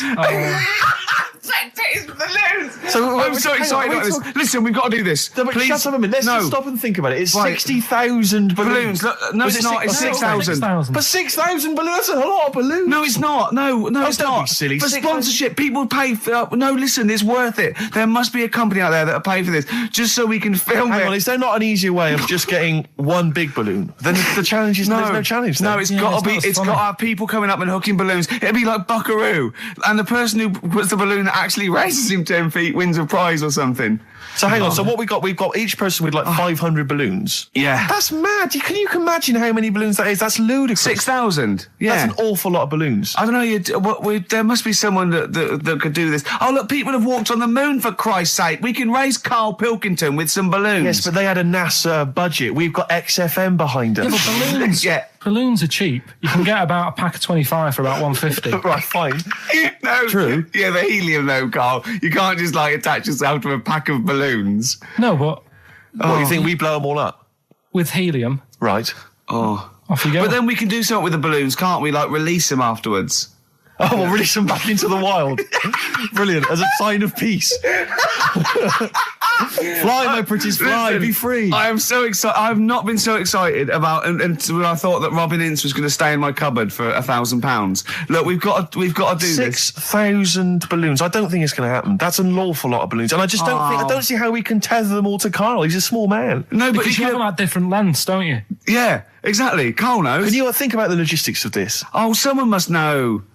There must be a company. There's a bloke willing to do it. I know he doesn't know the technology of it. He's willing to sort of stumble. And What so- if a company just Come on, has access to helium like that? No, we can do this. Come on, And London, someone's done Londoners. It was on the internet already, so someone obviously has done it. Yeah. So they didn't say, "Oh, we can't get hold of the balloons." No, they probably worked it out, didn't they? I can't, Karl, you're more excited about this than anything else, about your education, about your exam results. is You're so exciting. excited. And we'll have a little rope. We'll like flying a little kite, a little Karl. We're like, let's go, Karl, what fly. will you wear? Like a one-piece jumpsuit? Yeah, it'd be lovely. With sponsorship all over it? Oh, it'd be Yeah. great. You look like Jackie Stewart, and just as you go up your little face, oh my God, I'm not going to sleep until this is done. This is the most exciting thing ever. Only 10 feet. 10 feet, yeah. And We we're need some kind of rope to sort of tether you to the ground. We don't want you sort of flying off. This is going to be great. And he'd have a little crash helmet and everything, and little Dee boppers on the crash helmet, like Yeah. he's a little flying ant. Definitely. We give him a little, oh my God, can we give you an outfit like little wings and everything? Can we Oh. paint your face with like children's No, I'm paint? not Yeah. doing all that. Why? Oh, because that would be silly. Oh, please, Karl, do this. Do it. We'll do it for charity. We do it for charity, yeah? Right. Yeah? Oh, this is We'll gonna do it be for children in brilliant. need. Please, just phone in if you can help us. Lift Karl up 30 feet. Let's say 30 I think feet. it has to be a decent... Yeah, it has to be a decent What, height. is there a world record? Because we want to break that if we're Yeah, I going want to break that. What is the world record for raising a man by balloons? Yeah. Okay, so Oh. listen, let's just finalise details here. We've got I'm so excited. email address ricky.gervais Yeah. at xfm.co.uk. Yeah. Ricky.gervais at xfm.co.uk. What's the number? What's the number? The number, Karl? 08 700 800 1234. Give it again, Karl. give it again. Lift Karl. 08 700 800 1234. Sponsored by Heat Magazine And or you, something. maybe even if you've just got an idea about how we might be able to organise it, how we might be able to get it done, if you've got contacts, anything, just get in touch, give us some information. Oh, that'd be great. I'm gonna play a Beatles track for song for the lovers. Oh, man. It's off the Help album, and it's You've Got to Hide Your Love Away. Oh, just think of his little face as he goes on. Well, XFM, it's nearly the end of the show. I'm Ricky Gervais with me, Steve Merchant. We've enjoyed company. Karl, we're going to try and get Karl in the air. Anyone that can help us, take him up with helium balloons. Our friend Johnny Mango called again, and apparently the record's 11,000 feet. Karl is getting a little bit nervous. Yeah, the world record is 11,631 feet raised by hot air balloons. Yeah. How tall's Canary Wharf? It's 11,631 feet. Exactly. I don't know, Karl. Is it how much higher? It's a long way. More. I'm not doing Lot. Because I'm like 6 foot something. Yeah, think of that. Just look at Steve. All right. Yeah. But you can change your record. You could say, well, the sort of balloons are the one with Mickey Mouse on it or something. Yeah, could I just say something? That man did 11,000 feet, but he wasn't naked. All right? Come on, Karl. Your 30 feet will be the world record for naked ballooning. Yeah? Think about it. All right, it's for charity. Well, thank you for listening, everyone. We are going to raise Karl. And after Karl said, and just to think, my teacher said I'd never be a high flyer. So this is your chance, Karl, to shine, to fly. Steve. It'll be brilliant. TV illusionist Darren Brown. Oh, yeah. Yeah, he's bought a new pad. Yeah. And he just came around to tell me about it. Yeah. And it's interesting because Somewhere to keep his guns. Exactly. And I can never know kind of how much, you know, he's just playing with your mind, experimenting. But he was telling me about the place, and apparently Say he loves you. he's got a B-day in the house. Now we were discussing B-days because Never understood that. I've never got my head around it. To this He's day, not meant to. Well, no, but I don't think I've ever met anyone who's used a B-day. Oh, Darren Brown does. He's known as the cleanest arse in Modern Magic. Yeah. Shiny arse, they call him. But we were chatting about it, I don't really know, to be truthful, I don't really know how you use them. I don't know. Well, I assume you just sort of go over it and let... But do you face the wall with your knees on the tiles, or do you I face think away from the wall? No, it's sort of like you just... I don't... And no. you know it's got the little Do you nozzle. sit on it, or do you sort of hover above it? Do you I hover feel- over it and just splash things onto them? No, it's a little jet, isn't it? It does it for you, doesn't But it? is there a jet? This is what I'm wondering. Is there a jet it's of water that it's goes like, up the crap? It's like it's a drinking fountain This we is used to what have I'm in school. thinking, yeah. Which I remember Mr. Mellows used to embarrass himself every time. I go, no, he's in the playground, Mr. Mellows. Yeah. It's not a B-day. We're not at your French, cottage again. yeah. I don't. B-day sounds French. I'm assuming it's French. After, they're probably so embarrassed about just sort of like squatting over a hole. Yeah. They go, well, at least we can clean it. Have they? Because I haven't been to France for years. But are they still persevering with the They're public still toilets? going Just with a it. hole in They're the still ground? I mean, I think they have got... Has a single Frenchman travelled anywhere else in the world? Yeah, and goes, seen that now this you is can actually uncomfortable. I know, my trousers go You go down to the... Delhi, and I think there's proper decent porcelain. I know. I can't believe it. I think they have got the flush ones now, mainly for the tourists. Sure, yeah, But yeah, I've yeah, never yeah. really understood that. But it's not, you don't go in, it's not like because they're literally crapping into an open sewer, aren't they? That's the French approach to the public lavatory. Do they have the bidet next to the hole? No, the toilet is a toilet, isn't it? Right. But it's just like... It's sort of like it's like going in the bottom of a shower with a big hole at the bottom. But I don't And know... do you I mean, again, not wishing to get graphic, but do you use the bidet instead of the toilet paper? Is it used in conjunction with, or I mean, instead do you of? know what? I've honestly never used a bidet. Because it's not but- really a working class thing, is it? The bidet. No, but well, it sort of came in with sort of like purpose-built houses, didn't it? They sort of like shot up all over the no pun intended, all over the sort of 70s. You know what I mean? It was like in salmon pink there was toilet, sink, and bidet. Yeah, we won't yeah. be using the bidet. Exactly. Fill it with ice, put some beer in that. Yeah, because yeah. none of my friends washes their arse. There are people who refuse to touch their, the hole with the hands, and they only use a bidet. So if they're at a party and there's no bidet, Well, Karl doesn't like feeding his bollocks for cancer because he says he doesn't like the texture of them. sure. Well, so I mean, so he'd probably love a bidet if he didn't But have are to there go. kind of upper class women who just waddle into the dining room in sophisticated trousers around their ankles, going, "Where's the bidet? Where's It's the filthy." Where's the bidet? I don't know. We what use the paper. The what? I think the fish was off. I'm going berserk up there. Get me a bidet. Yeah, why don't you lie on the floor? Or I am climbing into the sink and turning the tap upside down. It's the only way I can do it. Yeah. Bidet. Thoughts on bidets? Have you ever used one? Well, no, you told me all this, but you still haven't got to the bottom of how you use them. No, I mean, I don't know. I You don't know how what- to use it. Do they come? You need to ask Darren Brown. Does it come with like instructions, like a flat pack? I think kit you're or supposed to something know. about- I think you're supposed to. If you've bought a bidet, the assumption is you know how to use it. Imagine someone installing it and going, there you go, there's a bidet. Go, could you show me how to use it? Well, you like this? Well, no, go to the toilet first. Do the whole thing. Otherwise I won't know in I'll context. just sit here in the corner. That's fine. Okay. Do Well, you, just, do you read a magazine when you're normally going? Or? I had a bit of good news this morning. Go on. I was on the tube coming down, and I don't want to sound arrogant, I don't want to sound pushy, but I was at Green Park, and I'm fairly certain, Rick, it's not 100% corroborated, I'm fairly certain that a woman pinched my arse. So what do you think of that? Yes. There's a lot of pickpockets around Green No, Park, so be careful. no. My wallet was still there. Really? But even if it wasn't, that would have been money well spent. But the wallet was still there. So what do you think of them apples? Eh? So what did she just pinch off? I can't confirm it at this stage, exactly what happened, but it certainly felt like a pinch. I looked round, there was a woman behind me. Right. She was fairly old. I think she's probably in her mid-30s. Right. Kind of reddish hair. Right. I don't know if she's listening. Right. But she knows where I am.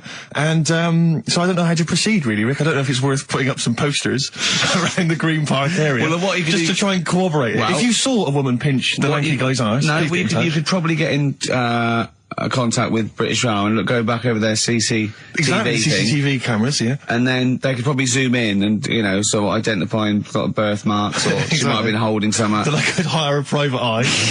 Yeah. Again, money well spent. Well, so there you go. You know, I'm just saying. I mean, I'm just saying. Maybe maybe things are looking up. Things It's getting are- towards Christmas. The worm has turned. Hey, I mean, you know, it's a little sexy story to get the show going. It is But pretty what do you make sexy. of that then, Carl? What do you 'Cause I know think you're of quite that, damning. What's your answer? Well, I mean, you're quite a tall fella, Sure. so she must have really wanted to sort of reach up and have a pinch. Do you know what I mean? she was a dwarf? She did it with her teeth. He didn't say she was a dwarf. No, but Steve's taller than, you know, his arse. Yeah, but his arse isn't 6'9", is it? His arse is about 3 foot off the floor. 4 foot. What? 4 foot off the floor. No, I don't think so. About 3. She'd have to be a midget to have to reach up to pinch Steve's arse. Yeah. Interesting. Yesterday, you know, Rich and Judy gave you the tea picked by monkeys. Yeah. I told you about that either last week or the week before. Yeah, and then you also told me that there's a place where they grow coffee where the weasels come out and eat the coffee, right? But they have too much of it, gets you through and vomit, and they sell the vomit because it makes the coffee smoother. Weasel vomit. Yeah. Absolute shies. It's not. Right. When you say it like that, it sounds ridiculous. Yeah. Whereas the way you'd say it. Yeah. No, Why do they keep taking the coffee? Probably you addicted get to addicted to it, don't you? Caffeine and that. it. Yeah. Why do they stick it up then? Because they have too much. Because they're tired, they can't sleep. They sort of. So they get ill. It eventually wears them down. They're sick, and then they sell it. I showed those there's people send monkey news all the time for Karl, and I showed him one earlier which said there's a new monkey hospital that's been opened. Yeah. Carl Now, that's immediately, for the treatment of monkeys, but right? he immediately thought it was run by monkeys Yes. in white coat. Did he really? Yes, and he was disappointed because it wasn't. He was assuming there'd be little janitors. Is that what you said? Yeah, little janitors mopping up. Carl. Little chimps with the ECG machines, or whatever they're called. Yeah, exactly. Brilliant. He was almost angry, Yeah. disappointed with it. And what's this about Donna Eyre giving her baby to a gorilla for a week? It happened. No, it didn't happen. She had a baby. They went on the honeymoon. They left it to a little gorilla to look after. Don't! Absolute! Don't talk! Oh, Again, Carl! there's people online now, so they can have a look at Anna Nova. Do you want to give some stuff away? Do some. He believes it, and that's it. But the more these things sort of like pop up, come true, the more worrying it is. The more worrying it is for everyone. Imagine if Donna Eyre had left her baby to a gorilla. It's it's libelous. You saying that? It's libelous. It's not. Well, someone will send it in a bit, and then you'll feel daft again. So I'm not even worrying about it. Okay. Right, you've got some rubbish to give away, did you say? Yeah, we've got some stuff to give away. DVDs, stuff like that. Well, let's play a record. Let's do the Any competition afterwards. VHSs? Any films on Yeah, a VHS? couple of them in there. For $4.99? Yeah, Supergrass. yeah, excellent. What is the competition, incidentally? Doing songs of phrase.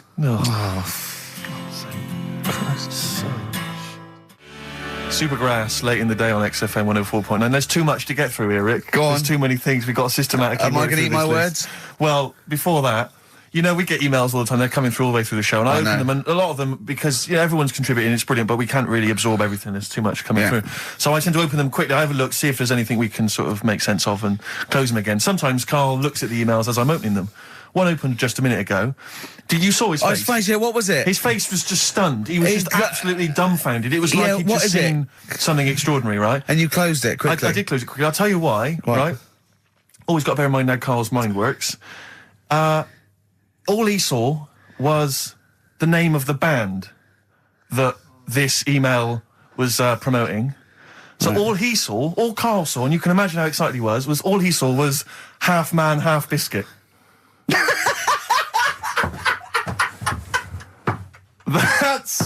That's all he saw. I've never seen anyone so excited. Oh, God. It was actually just plugging the popular joke novelty band. Oh, Half you Man, Half heard of them Biscuit. then? Imagine how excited he was. That is fantastic. Man, half biscuit! Brilliant. Mr. Garibaldi. Oh, half man, half biscuit. That is genius. Oh, amazing. I just saw it, and when you closed it again. Yeah, but the thing is, if he hadn't have told you that, and he'd have erased it, next week you'd be saying about what they've done in scientists, they've cloned a man with a biscuit. He's got currants for eyes. Never go swimming. What? Never Okay. go swimming. Anyway, just to, I don't know what the world's coming to, but someone sent us a link to one of the web news pages. Go on. The headline, Donna Eyre to hand her baby over to a gorilla. Well, it's not. It's not going to be what he thinks. Listen, Donna Eyre and her zoo owner boyfriend, Damien Aspinall, intend to place their baby daughter in the care of a gorilla. The couple plan to put Freya, who was born in September, in the gorilla enclosure at the zoo near Canterbury. They will then let her be carried off by the female of the group. Neither parent has any qualms about letting their daughter be taken off, despite 5 keepers being killed by animals at Howlett's and his sister's park since 1980. I don't understand. What do you mean? Well, that's it. That's the news. It's a newborn baby, and they're going to put it in a gorilla. But I mean, Well, he said, why would I not trust them? I know them. I grew up with them. They're my friends. yeah, but I'm not saying that they're aggressive, but it might roll over on it or something. I don't know. Take it up with with them. I mean, Donna Eyre's not the brightest spark in the box. No, but and I it don't would seem think her husband is. I don't think that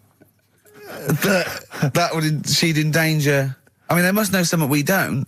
I still can't believe they're just going to leave the gorilla with it. Didn't mean Why no would harm. you though? But why would you? Even if it says, well, it's Cheaper than a babysitter?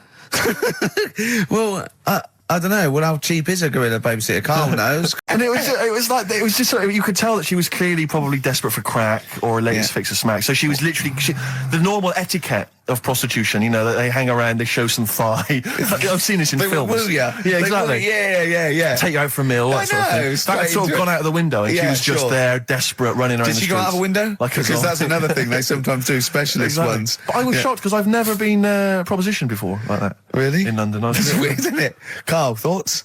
I think you'd be sort of approached a lot because they tend to sort of go for people who look like they haven't got much chance. Sure. And I'm not being mean. No. I've known What do you you a long mean? time. and Sorry, stuff. I'll let you go back to it. In what way aren't you being mean? By saying that No, Steve... go on. Steve knows is a little bit odd looking. I don't think... Well... No, he does. Do you know? Yeah, before, no, but it's not what he thinks of his looks. No. It's what he thinks of you talking about his looks on... No, but it's on. like how you were talking before about, you know, your eyes are bad. It's nature's little way of saying, look, nothing to see here, right? I don't get that! I don't know what you mean. But when you look in the mirror and that, they've gone, look, he hasn't got the looks, let's make his eyes bad, right? Yeah. Nothing to see here.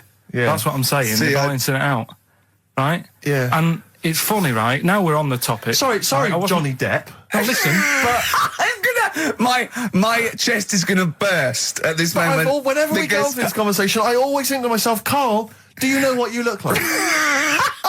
I'm gonna burst. You know, seriously, can I be honest with you? You look like, you know, if you've got like a balloon, a hot air balloon, right? Just a little balloon, like a party balloon. If you drew a little face on it, right, and inflated it about halfway, that's what you look like. right, I wasn't... No, play a record. I don't want to get into this. Listen, It's too now, intense. now you've got onto this. Let's just nip it in the bud now. I'll tell you something that I wasn't going to tell you because I think it was I out don't of want to order. hear it. I don't want to hear Well, it. right, it was on the tube, right? Well, I was. Someone told me they were on the tube, right? And the tube pulled into a station, right? And one of the women saw the poster that's out at the moment with you and Rick on it, right? Yeah. So this woman apparently goes, oh look, there's Ricky. Ricky's on the radio, right? And the other woman goes, oh yeah, don't you listen to it? So she goes, oh, I didn't know he was on the radio. And she goes, oh, I'm sorry, Steve. look at... Because he didn't sound this bad. She said, oh, look at that person he's with. So she goes, yeah. She said, that's Steve. She said, I was sort of aware that he looked odd because Karl mentions it on the radio. Yeah. So it wasn't as much of a blow to me, but I can see how it was a bit of a shock to you. Yeah. So That's weird, isn't it? Yeah. And that isn't me sort of telling this woman to say anything. That was all happened without anybody else sort of bringing it on. Yeah. Do you know what I mean? Yeah. So... Was it... Sorry, you seem to be relishing this. Was it because of the little balloon story that made you... I honestly, Steve, I wouldn't have told you, but if you're going to start, having a pop... Yeah. Do you know what I mean? I can't just sit here and take it and that. No. I mean... all mates. Yeah, it's just... Yeah. Well, I mean, I was Shame mistaken it's for Johnny Vegas. Steve's got a story about that, if you want to have a go at me. Well, someone just thought you were fat with a beard, which is true. Well, don't have a go at me, because he said you look... Well, you started it. No, I didn't. Yeah, No, I did. didn't. You were milking it. You were egging him on. I was laughing. You were egging him on. I sort of was. Yeah. But let's not, Oh, it's a good job you've got lots of good mates like Jonathan Ross you can go and hang out with. You don't need other friends, people who've helped you in your career. He's good. I didn't know that much about it. Autism.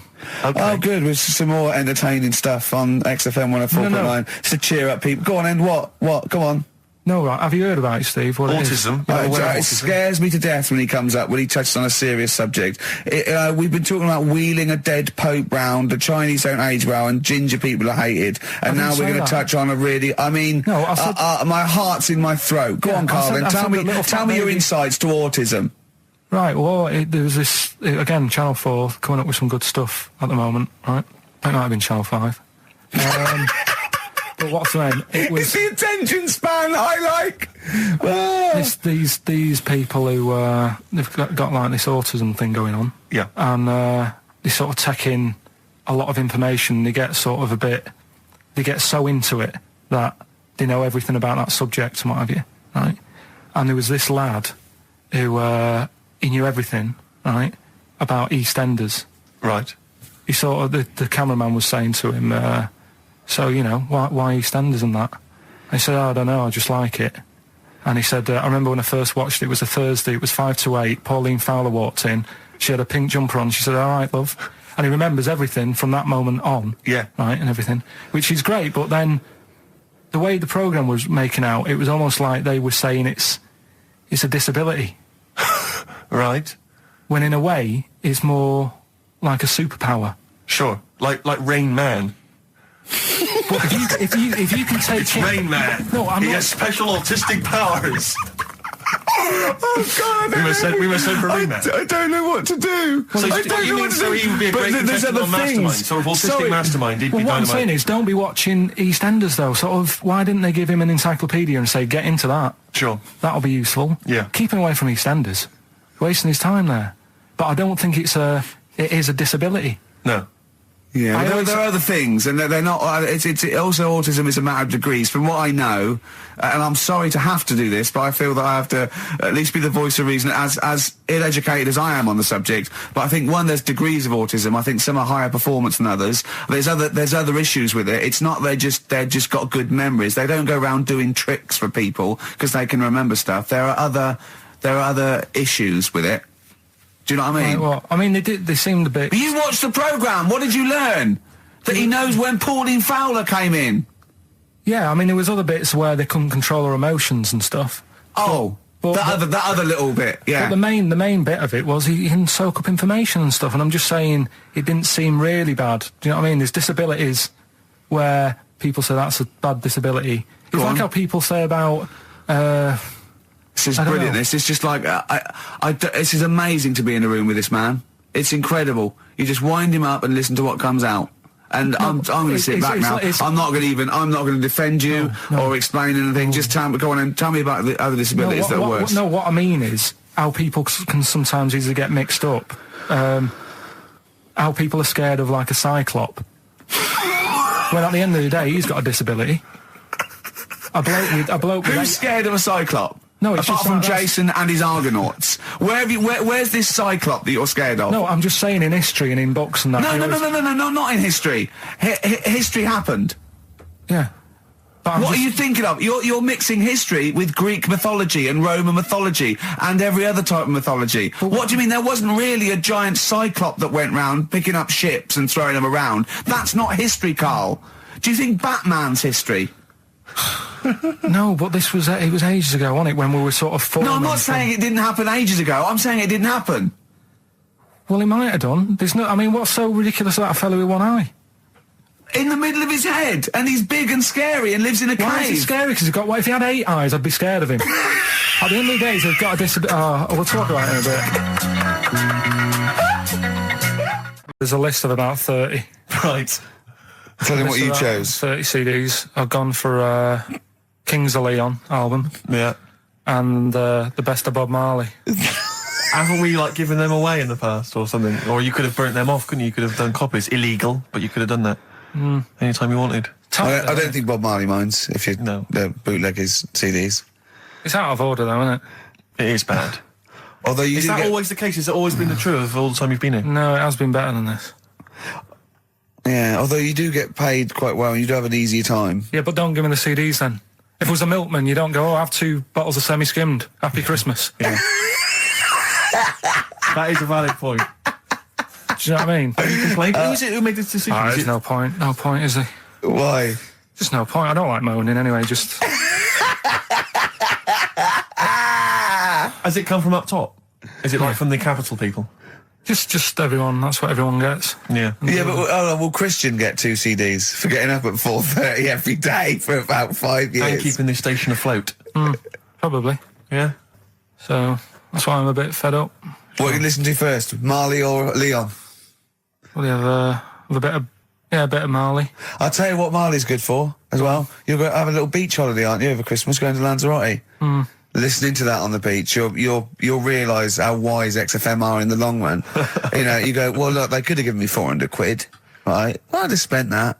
But this is, you know, the legend lives The gift on. that keeps on giving. So you're probably, you know what I mean?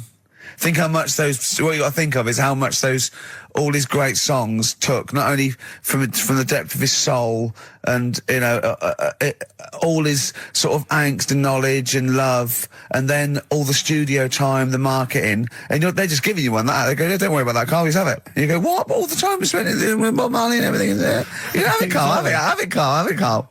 And Practice.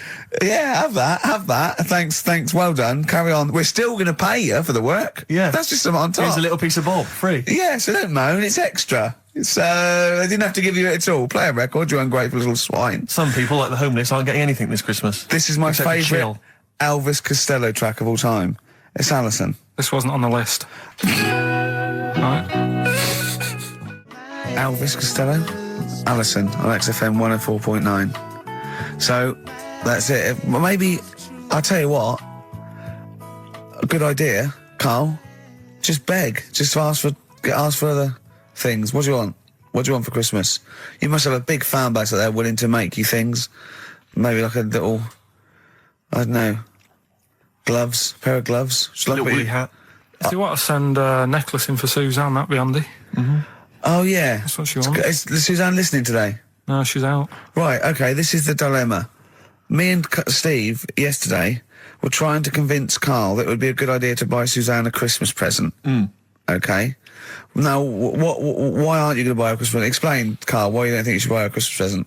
No, I've told her I'll get her one, but in the new year. We're going away on holiday and that, so Yeah. there's no point taking stuff away. Yeah. Going to Lanzarote next week. Just get something in the sales after Christmas for the, yeah. Yeah. Right. And me and Steve were trying to explain to Karl that she would love it if you bought her something on Christmas Day. Yeah, but she knows now. But, Knows yeah. what? I've told her. So No, she's well, getting I'm going out. to tell you, do you know, right, this, dear listener, this was Karl's worry. I said, I bet she's got you something. And Karl was worried in case he got her something and she hadn't got him something. Yeah. He'd be livid. He didn't want to be down. He didn't want to be a present down. Yeah. Look at his face. So buy her a nice necklace. Don't spend, just spend 100 quid, you know, just a little token. We're going away. Taking her away on holiday. You're not taking her away, are you? What, you're paying for it, are you? Yeah. Are you really? Well, half and half and that. Right. So you're paying for you to go on holiday? That's good of you. So the gift is your company, really? She's done all right. She's done all right. Why do you talk like you're 60 years old? And you've been working down the mines? I don't know, she's done all right.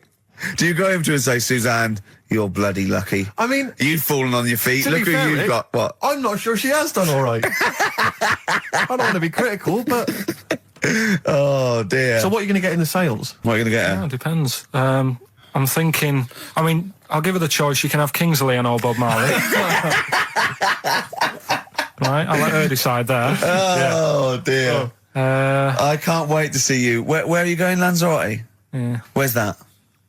don't know. Suzanne sorted it out. I said, Lanzarote. I said, is that Africa or is it Spain or Portugal? Just thought you don't know. I went, what do you mean don't know? I goes, well, what's the currency? I went, don't know. I said, Suzanne booked this one, did she? Yeah. I thought, where is it? Is Lanzarote African or? Foreign. Somewhere foreign. I was looking last night, and doesn't look that good. There was like one of the highlights of the things it says you've got to do is go and have.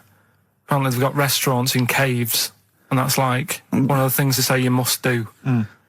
So, if that's a highlight, do you know what I mean? Right. So I'll do that. Go and see what that's like. Yeah. When you're on the beach, Carl, do you wear the very, very tight Speedos?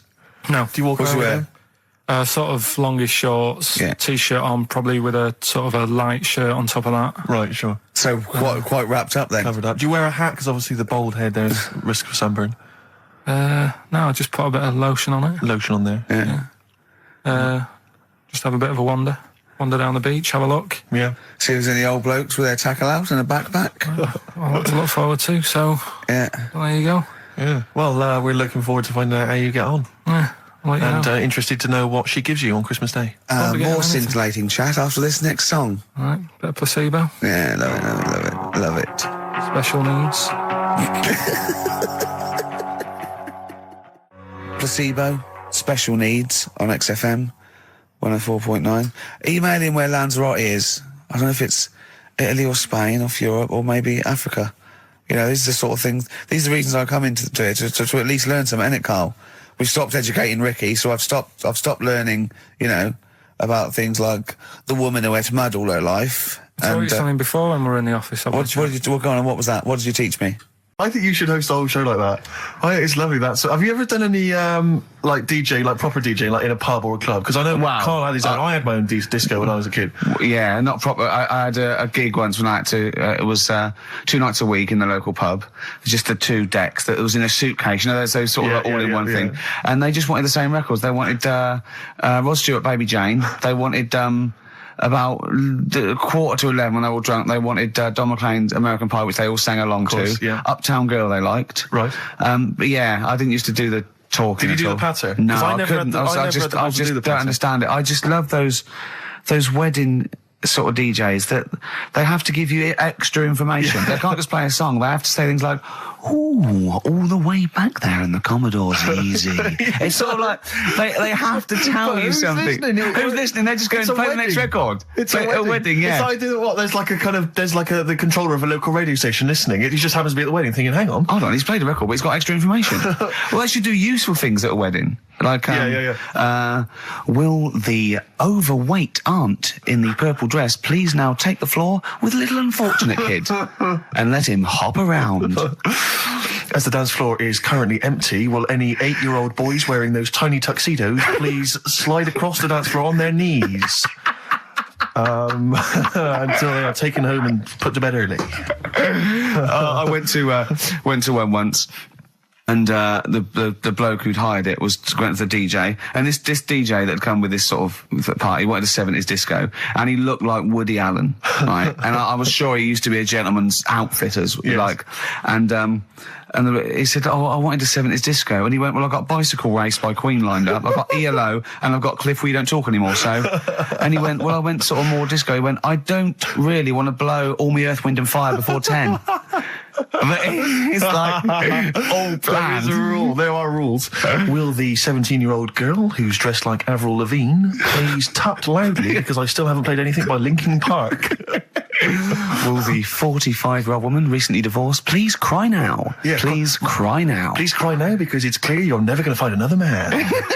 Because you used to be a DJ, didn't you? Because there is a sort of rule. Definitely, I remember there was like, what I learned was that there are certain tunes you just do not play early on. Oh, What a Night, for instance. Dun, dun, dun, yeah. People, you never play that before like 11. You want that last hour before they've got to go home to be non-stop dancing. When would you pop on Dancing Queen? Interesting, thanks for that. Is there a buffet being served? Yes. Yeah, well, definitely post-buffet. I remember there was great days. I was reminded of this recently by ITV's Reborn in the USA. There was a great time where you could come out of the buffet or any kind of speech with a bit of Gina G. I remember there was a great period for a couple of years where that was always a barnstormer. Sure. But sadly, no longer the case. What about, because the danger is, of course, you go back to the 70s, maybe you got Dancing Queen, but how many do you play before you come into the 80s with perhaps Billie Jean? Or Soft Cell. Soft Cell's always a classic, yeah. I'd love to hear that.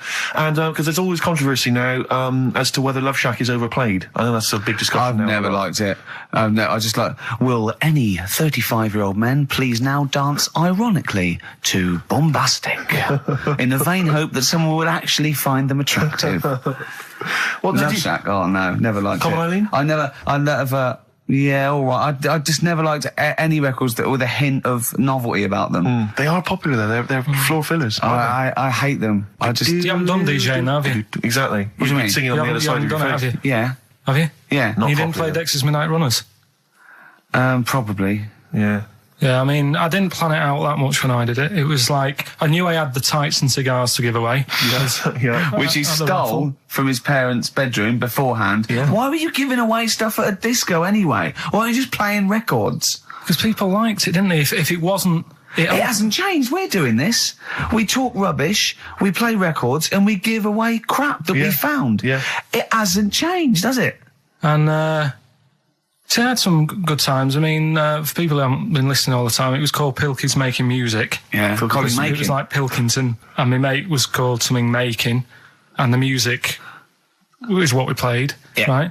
And I had some cards made, had some nice blue glossy cards made, but they were quite expensive. Yeah. So I used to hand them out, and then they'd say cheers for that, and say, no, write it down, write the number down, I want that back. Yeah. Brilliant. Because they were quite pricey. Yeah, right? yeah. Classy done. businessman there. I think Richard Branson used to do that. I think so, yeah. Saved a bit of money, because my dad made some lights, Sonny. He just like... He said he made him, he found him in a telephone box. It takes him out of his sort of stupid, doesn't it? Now that's three things to press, but you've only got two hands, so... Wow. Yeah, I know. God, what would I do? I'd have, hold on, so I could have the thumb of my right hand, pop that up his arse. I'd have probably my index finger of my left hand on his knob. How would I press his testicles? What would I use? I'd have to use some other part. Shall we try it? Yeah, let's go around there. Messing about. Look, come on. What? Sit down. It's time you had a little kiss. Sit down. No, you've done so well. I've already had a little... What happened, Carl? He loves it. I'm just going to give you a little kiss. Just for the webcam. Right, up then. All right, on the lips. No. Oh, come on. Oh, God. I love it because he hates it so much. You wouldn't get that radio on. But maybe I could have kissed Chris Moyles. What? I could have kissed Chris Moyles on Radio Little 1. Milesy. Give Milesy a little kiss for all his good work. Do you enjoy that? Yeah, it's good, yeah. What happened to Chris Miles's show? Is he not on anymore? On the TV? Yeah. No. Turns out he was too fat and talentless. Rick, I don't know, I just wanted to bring your attention to this. Someone passed this on to me. It's from the Guardian's media website. There has a sort of website that's dedicated to kind of media information. Is this about our complaint? Well, the headline is Comedian Rapped Over Radio Innuendo. Right. Jessica Hodgson has written the article. Are you familiar with this? Have you seen Well, this? be careful now, because we actually got a complaint, and a lot of people don't know this, we got a complaint upheld, and Well, all of this we're very sorry, we didn't mean to offend, and it was a while ago, so we are going to be very careful. Carl's getting very nervous. We're just going to read out, we're not going to editorialise, Carl, we're just going to read out what the Guardian printed about us, alright? Okay. Comedian Ricky Gervais has had a dressing down from a broadcasting watchdog for his repeated use of the word cock in a lunchtime radio show. That's all right. That's what it says. Fine, Carl. that's what I just. He's not going to say it again. He's not. Yeah. Go on. Imagine this is the news and I'm reading it. Yeah. The Broadcasting Standards Commission upheld a complaint against the comedian for coarse sexual innuendo in the programme on London station XFM. The Commission acknowledged that the presenter's remarks were intended to be humorous, but took the view that the amount and detail of the coarse sexual innuendo had exceeded acceptable boundaries for broadcast, said the BSC in a statement. The complaint objected to a section in the Comics Saturday afternoon show when he discussed the different meanings of the word cock. Gervais wondered aloud whether the word was acceptable when discussing birds, but not the male sexual organ. A BSC spokesman said the comedian went on and on about it for nearly 5 minutes.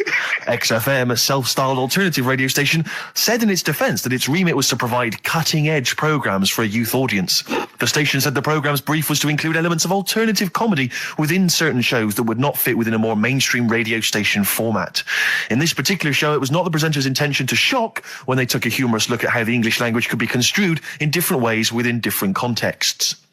Gervais, whose big break was on Channel 4's 11 o'clock show, has shot to household status through the portrayal of David Brent, the middle manager from hell in BBC Two's cult show The Office. Just in case you didn't know who I was talking about. Yeah, he's a household name, but they just thought you might not have heard of him, but he is a household name. Now, that's good. That's good reporting, and they're quite right about it. And just to remind people, it was when Steve said the only bird that hasn't got a penis is the swan, and I went on about the male bird being called the cock, but I couldn't use that to mean, and it was childish.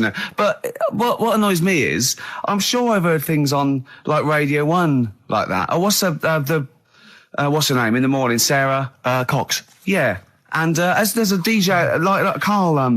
Cox. Yeah, so you got Karl. What's the matter? I'm just saying. You're just saying there's a pair of DJs on. Yeah, but we've done this. And what are you talking about? We're just talking about names.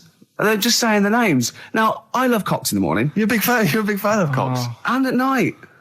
What's the matter with you? Come on, Karl. All right, we've taken it. We've been. Have you actually been rapped over this? No, I don't know what. Have you that had means. a dressing down? No. When did that happen? I don't know. I was meant to tell you, and I never got round to it. Okay. Thanks then. So don't do it again. We went. It was a great day, wasn't it? Brilliant round of golf. Absolutely brilliant. Such a beautiful place in Stoke Poges, like a really posh place. And are you a good golf player? Well, we'll get to that. Oh, okay. Wow, he bought the shoes especially for it. Oh, brilliant. I'd love to have seen him in those little shoes. I know, and they were no good because they were metal spikes. We had to change them. He was annoyed straight away. He spent over £22 on these golf shoes. We hired a buggy that was brilliant fun. I was bombing along, wasn't I? I don't drive, but it was great on that buggy. Well, you've been on a buggy with me, and you were a bit scared. Yeah. What? I nearly killed us once. I was just taking banks and things, but you don't see sort of bunkers, and he'd scream and go, "Stop!" And he'd put his foot down the brake, and then I reversed. At one point, he sort of did a handbrake turn next to the lake, and then we had to reverse, right? And you just flick a switch and put your foot down. He did that without looking. I looked behind, there's a big oak tree there. He screams, "Watch the tree!" Right? So Dukes of Hazzard. And I kept jumping in and leaving him behind because I had to go to my ball. Because anyway, so the first shot, I got on my driver. I honestly did one of the best shots I've ever done. It went straight down. It was great. I thought, phew, got away with that because it's always the first one because it's a clubhouse and you want to look good. Yeah. So. He tees up, and I've been saying, buy some balls. He just got 6 balls. I was going, what if you lose me? I won't lose 6 balls, right? He tees up, right? Whacks it. It goes miles, like right angles, straight into these the woods, right? He turns around, he goes, go and buy some more balls. So I'm laughing because it's like impolite to laugh, but he broke the ice for me, and I was falling around. And then his second shot, I go, you're off a 3 now. If you take another shot, he went, oh, right. So it's his third shot. He puts the ball down. He hits the ground before it and misses the ball altogether. And I was on my back, wasn't I? Unbelievable. Actually rolling about on his back. And we were terrible. I went round 107. He went round in like 119 or something. Sure. It was just rubbish. How long did it take? 5 hours. Of course. And there was no one around, luckily. But it was fantastic. So then we go and have our meal. What annoys me, I said, right, I'll go for a run. He went, I'll have a bath. I said, I'll see you at 7:45. At 7:55, I have to call him. He's not ready, so he's let me down there. I can't stand lateness or laziness. You hate lateness. Yeah, and he's let me down. Do you know his excuse? He fell asleep in the bath because there was no light bulb. There's no light bulb in the bathroom. So instantly he fell asleep, and he was late. No, do you know what I mean though, Steve? If you're sort of like nice and warm and what have you, I was tired anyway. I've been stressed out for 4.5 hours, right? My life flashed in front of me a few times in that buggy. So it's all sort of wears you down a bit. I thought, right, I've got a headache. You're going for your run. I'm going to have a bath. I walk in, put the light on. For some reason it didn't come on, but I thought, it's all right. I'll just... doesn't matter. You can have a bath in the dark. It's summer, so it's light anyway. Well, there's no windows in the bathroom, so... So you were in the darkness? So I'm in the darkness. I nod off because I'm shattered. he calls up hassling me. So I said, well, it doesn't normally take that long for me because, I haven't got, like, long hair. I've got a dryer and I can sort of one wipe. Yeah, he's already 10 minutes late, though, when I called. Well, 10 minutes. 10 minutes. Late. This is late, this. Next. Doesn't matter. Dinner wasn't until 1:15, so we had, like, another 20 minutes anyway. So it doesn't really matter. Yeah, but we said 1:45. So he's calling up, hurry up. So I said, yeah, all right. So I get out and dry and, like, my tackle and what have you. Calls back again 30 seconds later. No, I don't, I don't like that. You're not going to do that, then. Give it a wipe. 30 seconds later, come on. So I end up going downstairs to the meal area. Naked. With a wet shirt on and wet socks. I've got headache as it is. Meant to be a relaxing weekend.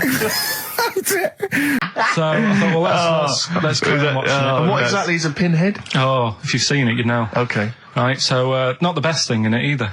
So imagine that. Okay, so you're watching it. So sat there, I think, right, something comes on, and the little fella's on there, the little fella we were talking about, the Pillow Man. Right. Is it the best thing in it? Now, what's the Pillow Man again? He's a fella who years ago, he's got no arms and legs. Right. He's just a torso. Just rolls, yeah. And there's a scene where you see him sort of rolling a cigarette up, just using his mouth, and it's like he lights it and stuff. And that's weird. And then what else is on it? So it can stand your growth. And then there's a little fella on it who is fed up because he looks 5, but he's actually 34. Right. But there's a woman who is 42 and looked 8. So they both had the opposite thing. They were both really fed up. And I kind of thought that shows that, you always want what someone else has got. Sure. Do you know what I mean? Yeah. So in a way, there's a story there in that. No, you described the same there.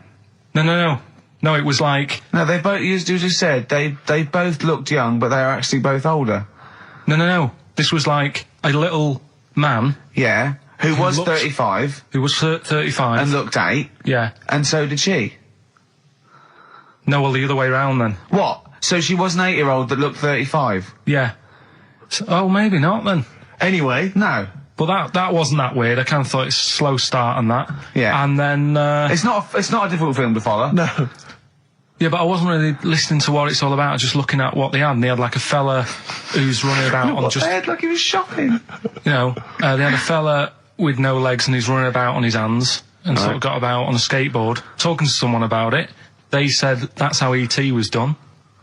There's actually a little fella in E.T. Right. Who's just half of, sort of half a body. Is that true? I've no idea. I've never heard that before. Why haven't we heard that before? I've never heard that before. I don't think he would fit in E.T.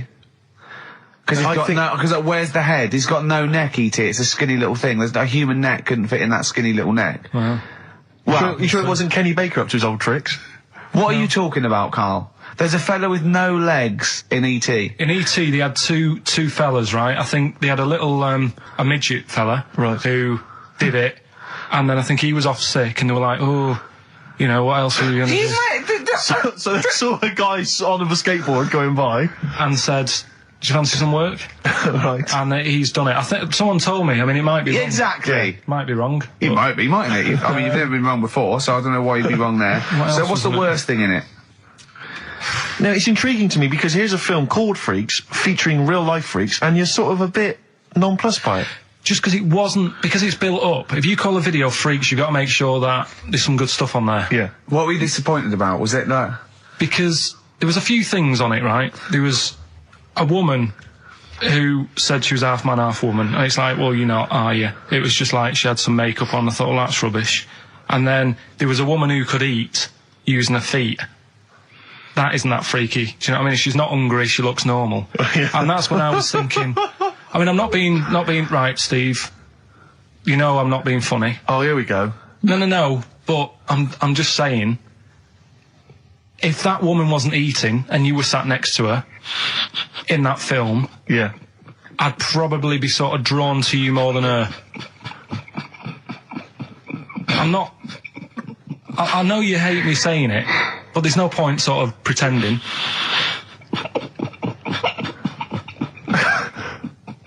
Do you know what I mean? Oi, Muttley, what are you sniggering about? That face. Well, you mean there were things in it that were less... What are you saying? I'm just saying... Play a record. Seriously, I'll slap you. I'm going to slap you live on air. Yeah, but you always get... I'm slapping you live on air, I swear to God. All right, play a song then. He's playing the song. I'll play the song. Keep the finger up.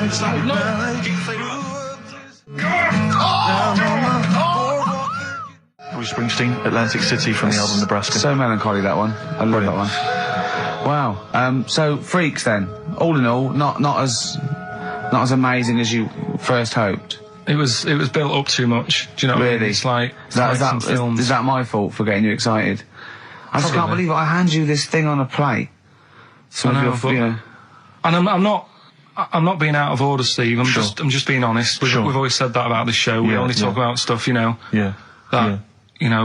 and that. Yeah, no, sure. And I've always said the first time I saw you. Sure, no, you've always been honest, You know and I've what I always mean? been honest with you. I've always said that you've got the intelligence and insight of a gnat. Yeah, but if I keep quiet, people don't know that. Sure. All right, incredibly they do, Carl, because you look stupid as well. Well, Yeah. No, but Karl was being nice then. You don't. I'm just saying you're a good bloke, and now I've got to know you. Sure.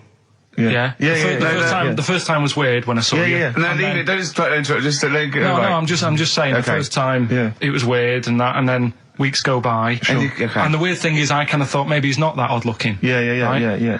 And then you went to LA for 3 weeks. Sure. And when you came back, it was like the first time again. Right. Yeah, Okay. No, I'm just. Okay. Wait. No. Stop it now. Yeah. Right, everyone, stop it now. No, but I just think I'm a little bit more consistent because I've always thought you were an idiot. I don't want this. Don't argue. He was just okay. No, I just, you know what I mean? My opinion has never changed. I've always thought you're an idiot. No. It's that's just been all through nice. Let's look. Peace. Shut not up, war. fatso. Peace, not war. He's just such a stirrer, isn't he? No, He loves it. I don't think I didn't see you whispering behind the microphone about what to say to Look Karl. what I've just drawn, Karl, subconsciously. Yeah. Let's see. I drew a picture of him. It's going to be on the website. It's not been on the website. No, it's going to be. I drew a little cartoon of him. No, not yours. I drew one of Karl. Right, okay. What were we talking about? That was a... So yeah, no, the Touchy Freaks thing moment. is over and done with. It was all right if you want to get it out on video. Sure. It's probably worth a look. Yeah. There's a couple of things on there that get you thinking more. It's like how their life is and stuff. Do you know what I mean? How it's affected, and like the little pillow man, or the fella who's got half of his body missing. Yeah. It's stuff like that you think, oh. But what's the one that was disappointing? You said it was a half man, half woman. Yeah, I don't quite understand that one. Do you mean hermaphrodite or half? I can't remember it. Do you mean it was one sort of like it had bits of both? It was just like half a face done in makeup and long hair, then on the other side it had it shaved. I love the idea that you go to this circus and there's people in there that have been sort of persecuted all their life, and they think, well, maybe I can make some money, and then you boo them because they're not freakish enough. I love the idea. They go, boo, you're not freakish enough, boo. Oh, you've got bits of legs, boo. Do you know what I mean? Yeah. But there was, talking about that, you see, why did they join the circus and that? Because there are things they can do. I was telling you in the week that I was reading something on some news website about some sort of Olympic-style games where they're going to see, like, disabled people against able-bodied. Right. Let's be careful here, shall we? No, I'm just saying, though. Okay. Do you know what I mean? So there is other things. It doesn't mean just because you haven't got legs you can't do other stuff. Yeah. And in this race, there's, like, disabled people who are beating able-bodied people. Yeah.